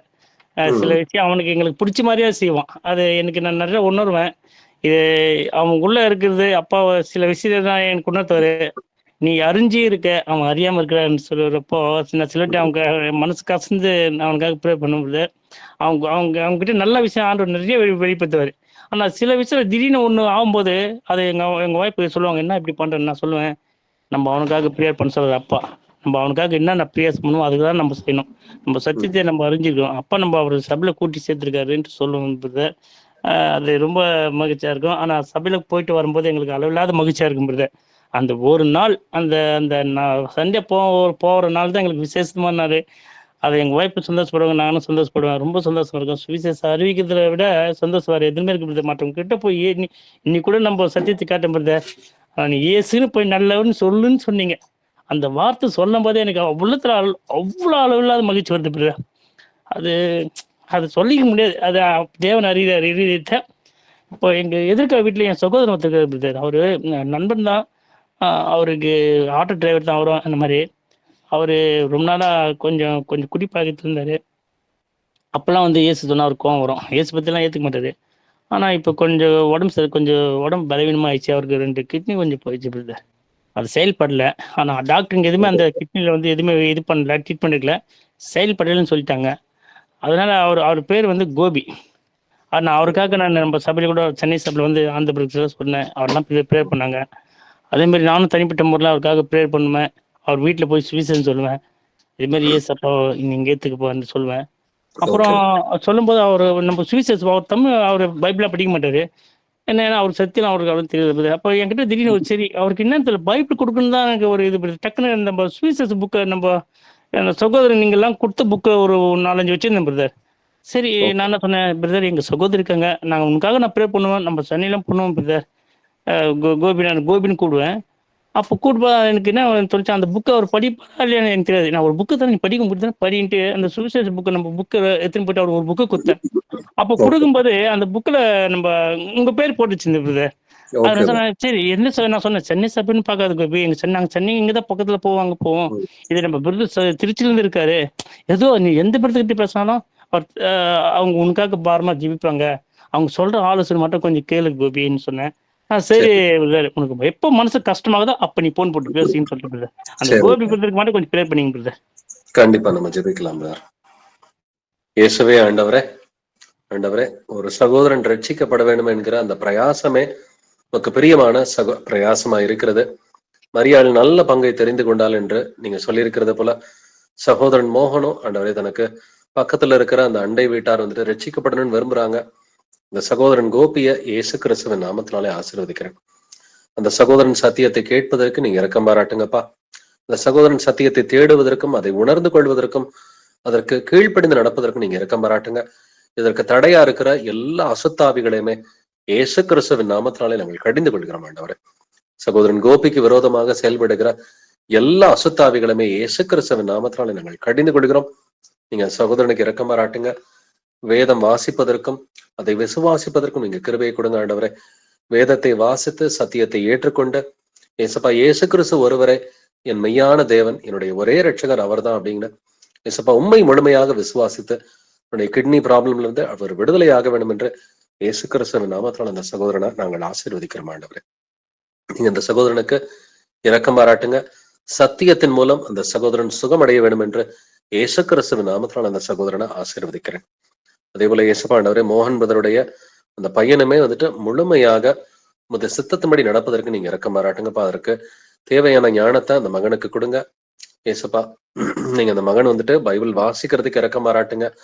அந்த மகனுடைய இருதயத்துல பேசுங்க. வேதத்தை வாசிப்பதற்கும் அதை விசுவாசிப்பதற்கும் கிருபை பாராட்டுங்க ஆண்டவரே. தன்னுடைய பெற்றோரை கனப்படுத்துவதற்கு நீங்க இரக்கம் பாராட்டுங்க. தன்னுடைய தாய் தகப்பனை கனப்படுத்தி தன்னுடைய தாய் தகப்பன் சொல்லுகிற நல்ல புத்திமதிகளை கேட்டுக்கொள்வதற்கு அதன் மூலமா இயேசுப்பா உங்களை பிரியப்படுத்துறதுக்கு அந்த மகனை நாங்கள் இயேசுவின் நாமத்தினால் ஆசீர்வதிக்கிறோம்.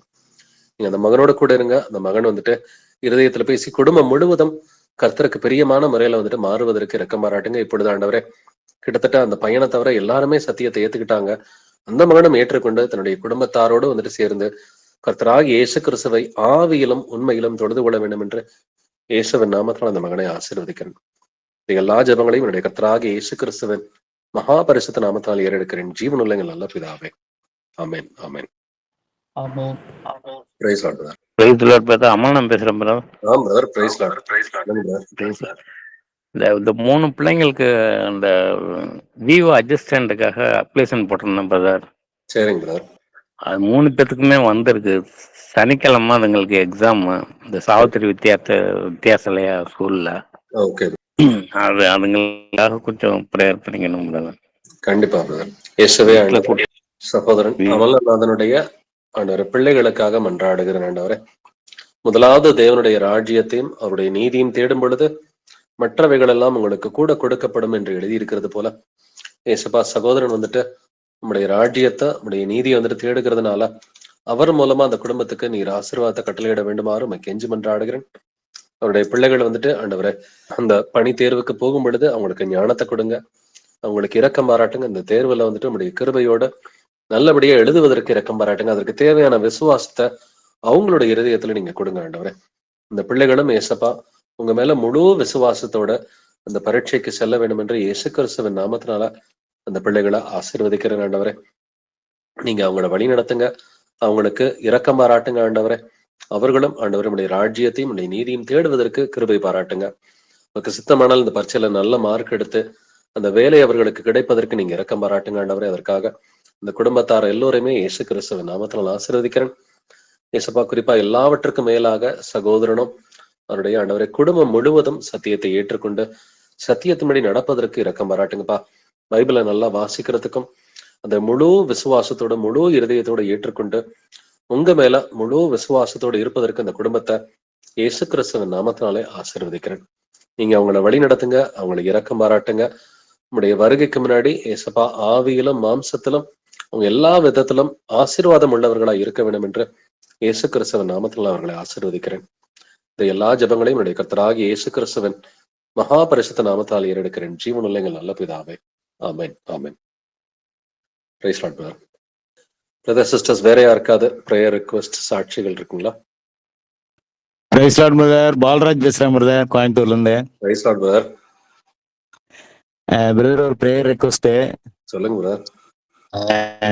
சிஸ்டர் வந்து விக்டோரியான்னு பேரு, அங்க சீர்காழியில இருக்கிறாங்க.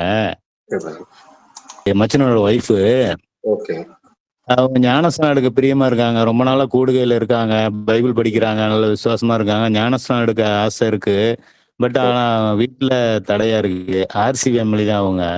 ஓகே. அவங்க ஞானஸ்நானம் எடுக்கிறதுக்கு, அவங்க குடும்பமும் ரட்சிக்கப்படுறதுக்கு ப்ரேயர் பண்ணுங்க பிரதர். ஓகே பிரதர், ஜெபிக்கலாம் பிரதர். இயேசுவே ஆண்டவரே, சகோதரி விக்டோரியாவுக்காக மன்றாடுகிறோம் ஆண்டவரே. அவங்க ஞானஸ்நானம் எடுக்கிறதுக்கு பிரியப்படுறாங்க. அவங்க சத்தியத்தை நல்லா முழுமையா இன்னும் நல்லா வந்துட்டு ஆராய்ந்து பார்த்து முழுமையா ஏத்துக்கிட்டு ஆண்டவரே அவங்க ஞானஸ்நானம் எடுக்கிறதுக்கு இறக்க மாட்டாங்க. அதற்கு அவங்களுடைய குடும்பத்துல எந்த தடையும் இல்லாதபடிக்கு அவங்களுடைய குடும்பத்தார இயேசு கிறிஸ்துவின் நாமத்தால் ஆசீர்வதிக்கிறேன். சகோதரிக்கும் அவங்களுடைய குடும்பத்தாருக்கும் விரோதமாக செயல்படுகிற எல்லா அசுத்தாவிகளையும் இயேசு கிறிஸ்துவின் நாமத்தினாலே கடிந்து கொள்கிறோம் ஆண்டவரே. நீங்க ஏசப்பா ஆண்டவரே அந்த சகோதரியை ஆசீர்வதிங்க. அவங்க முழு விசுவாசத்தோடு நல்ல ஒரு பாவரிக்கை செய்தி நல்லா மனம் திரும்பி இயேசு கிறிஸ்துவின் நாமத்தினால் ஞானஸ்நானம் பெற்று பரிசுத்த ஆவியை அவர்கள் கொடையாக பெற வேண்டும் என்று இயேசு கிறிஸ்துவின் நாமத்தினால் அந்த சகோதரியை ஆசீர்வதிக்கிறேன். நீங்க அந்த குடும்பத்தோட கூட இருங்க. நீங்க அவங்களை வழி நடத்துங்க. அந்த சகோதரனும் அந்த குடும்பத்தார் அனைவருமே மனம் திரும்ப வேண்டும் என்று அவர்களை நாங்கள் ஆசீர்வதிக்கிறோம். அவர்களுடைய விசுவாசத்திற்கு, இந்த ஞானஸ்நானத்திற்கு தடையா இருக்கிற எல்லா அசுத்தாவிகளுமே இயேசு கிறிஸ்துவின் நாமத்தினாலே கடிந்து நிர்மூலமாக்குகிறோம் ஆண்டவரே. நீங்க அவங்களுக்கு வழிவிடுங்க. நீங்க அவங்களுக்கு இரக்கம் பாராட்டுங்க ஏசப்பா. தடைகளை உடைக்கிறவர் நமக்கு முன்பாக நடந்து செல்கிறார் என்று எழுதியிருக்கிறபடி ஏசப்பா நீர் ஒருவரை தடைகளை உடைக்கிறவர் ஆண்டவரே. எல்லா தடைகளையும் உடைத்து போட்டு ஏசப்பா அவர்கள் சத்தியத்தை ஏத்துக்கிறது மட்டும் இல்லாம கூடு கட்டன் பண்றதுக்கும் சத்தியத்துல நிலைத்திருப்பதற்கு அவங்களுக்கு கிருபை பாராட்டுங்க ஆண்டவரே. இந்த எல்லா ஜபங்களையும் என்னுடைய கர்த்தராகிய இயேசு கிறிஸ்துவின் மகா பரிசுத்த நாமத்தால் ஏறெடுக்கிறேன். ஜீவனுள்ள எங்கள் நல்ல பிதாவே. ஆமென்.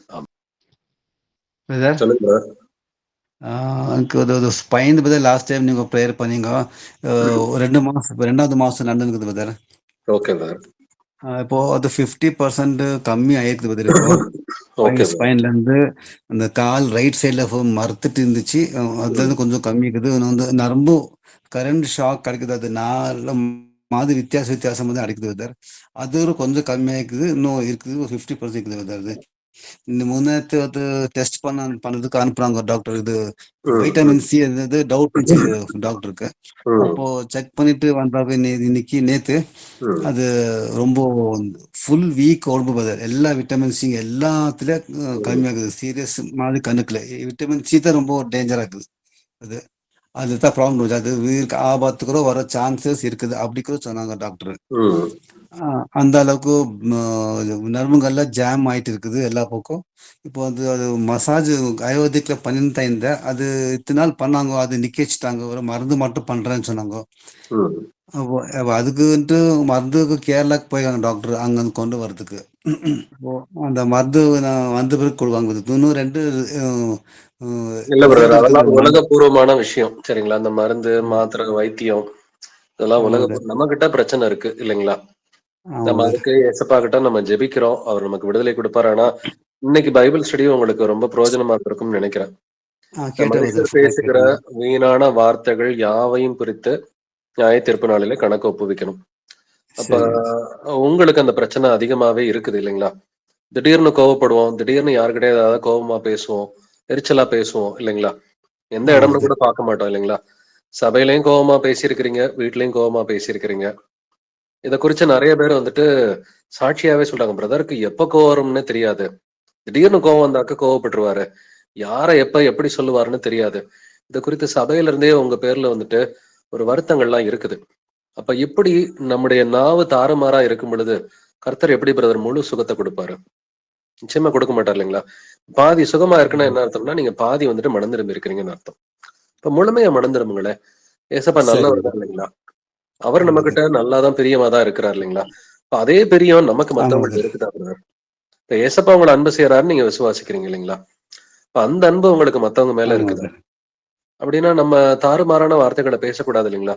திடீர்னு ஒருத்தர் மேல கோவப்படுறது, திடீர்னு ஒருத்தர்ட்ட எரிச்சல் படுறது, தேவையில்லாத வார்த்தைகள் பேசுறது, கோபமான வார்த்தைகள், வீணான வார்த்தைகள், இப்படி பேசினா கர்த்தர் நம்மளை மன்னிப்பாரா பிரதர்? மன்னிக்க மாட்டார் இல்லைங்களா? ஆமா அப்படின்னாக்க பிரதர். அப்ப நம்ம சபையிலேயே இப்படி பேசுறோம்னா வீட்டுல எப்படி பேசுவோம்? நான் வீட்டுல அதிகமா கோவப்படுறவங்க வெளியில கொஞ்சமா கோவப்படுவாங்க. வீட்டுல கோவப்படாதவங்க வெளியிலயும் கோவப்பட மாட்டாங்க. அப்ப இதுல இருந்து நாங்க புரிஞ்சுகிட்ட விஷயம், எங்களுக்கு கர்த்தர் உணர்த்தினாருன்னா, இப்ப சபையிலே இவ்வளவு தூரம் கோவம் வருதுன்னா வீட்டுல அதிகப்படியான கோபம் இருக்கும். இந்த ஒரு நார்மலாவே கோபம் இருக்கிற மனுஷன் மட்டும்தான் வெளியில எல்லா இடத்துலயும் கேஷுவலாவே கோவப்படுவாங்க. அந்த கோபம்ன்றது மட்டும் இல்ல, அந்த கோபத்தின் வெளிப்பாடா வார்த்தைகள் வருது இல்லைங்களா? ஆமா அதெல்லாம் பிரதர். கம்ப்ளீட்டா நீங்க மனம் திரும்பி ஏசப்பட்ட மன்னிப்பு கேட்கணும் பிரதர். சரி எத்தனை பிரதர். முறை நீங்க கோவப்பட்டிருப்பீங்க, என்ன வார்த்தைகளை பேசியிருப்பீங்க, யோசிச்சு பாருங்க. சரி பிரதர். அதெல்லாம் ஏசப்பா கிட்ட வந்துட்டு நீங்க மன்னிப்பு கேளுங்க, கர்த்தர் நல்லவர், உங்களை சுகமாக்கிடுவாரு. சரி பிரதர். இப்ப நீங்க பாதி மனம் திரும்பினீங்கன்னா பாதி சுகம் இருக்கும். முழுமையா மனம் திரும்பினீங்கன்னா முழு சுகத்தை ஏசப்பா கொடுப்பார். நம்ம ஜெபிக்கலாம். சரி சரி பிரதர். எங்கள் கர்த்தராகிய இயேசுவே, எங்கள் அப்பா தந்தையே, உம்மை போற்றுகிறேன், உம்மை புகழுகிறேன், உம்மை வாழ்த்தி வணங்கி உம்மை ஆராதிக்கிறேன், உம்மை துதிக்கிறேன், நமக்கு நன்றி செலுத்துகிறேன். ஏசப்பா சகோதரனை தயவாய் மன்னிங்க ஆண்டவரே. சத்தியம் தெரிந்த பிறகும் ஏசப்பா நல்லா நீங்க சத்தியத்தை வெளிப்படுத்தின பிறகும் சகோதரனுக்கு இந்த கோபம், எரிச்சல், மனசுல வந்துட்டு ஒரு கசப்பு ஒரு சிலர் மேல வந்துட்டு இருக்குதுப்பா. திடீர்னு எந்த நேரத்துல ட்ரிகர் ஆவாருன்னு அவருக்கே தெரிய மாட்டேங்குது. அவருடைய ஆவி அவருடைய கண்ட்ரோல்ல இல்லாத நிலைமைகள் பல முறை வந்துட்டு இருந்திருக்குது. தயவாய் சகோதரனை நீங்க மன்னிங்க ஆண்டவரே. சகோதரனை மன்னிங்க. அவர் கோவப்பட்டது, எரிச்சல் பட்டது, வீண் வார்த்தைகள் பேசினது எல்லாவற்றையும் தயவாய் மன்னிங்க ஆண்டவரே. சகோதரனுக்கு விரோதமாக செயல்படுகிற எல்லா அசுத்தாவிகளும் எல்லா சாத்தான்களையும் இயேசு கிறிஸ்துவின் நாமத்தினாலே கடிந்து நிர்மூலமாக்குகிறேன். சகோதரனை இயேசு கிறிஸ்துவின் நாமத்தினாலே ஆசீர்வதிக்கிறேன். சகோதரனுடைய இருதயம் வந்துட்டு நல்லவைகளை மட்டும் சிந்திக்கிறதுக்கு கிருபையை கொடுங்க ஆண்டவரே. சகோதரனுடைய இருதயத்துல ஏசப்பா உம்முடைய வார்த்தைகளை மட்டும் சிந்திக்கிறதுக்கு நீங்க சகோதரனுக்கு இரக்கம் பாராட்டுங்க. இருதயத்தின் நிறைவினால் வாய் பேசும் என்று எழுதியிருக்கிறபடி இருதயத்துல கோபம் இருந்தா அது வாயின் வார்த்தைகள் மூலமா வரும். இருதயத்துல எரிச்சல் இருந்தா அது வாயின் வார்த்தைகள் மூலமா வரும்ன்றதை நீங்க சொல்லியிருக்கிறீங்க. சகோதரனுடைய இருதயத்தை இயேசுவின் நாமத்தினாலே ஆசீர்வதிக்கிறேன். உடைய வசனங்களை கொண்டு இருதயத்தை நிரப்புவதற்கு நீங்க இரக்கம் பாராட்டுங்க. அதற்காக சகோதரனை இயேசுவின் நாமத்தினாலே ஆசீர்வதிக்கிறேன். முழுமையா மனம் திரும்புறதுக்கு கிருபையை கொடுங்கப்பா. அவருக்கு மனம் திரும்புறது எப்படின்னு தெரியலன்னா ஆவியானவரே நீங்க கத்துக் கொடுங்க ஆண்டவரே. முழுமையா மனம் திரும்புறதுக்கு சகோதரனுக்கு ஏசப்பா நீங்க கத்துக் கொடுங்க. அதற்காக சகோதரனை இயேசு கிறிஸ்துவின் நாமத்தினாலே ஆசீர்வதிக்கிறேன்.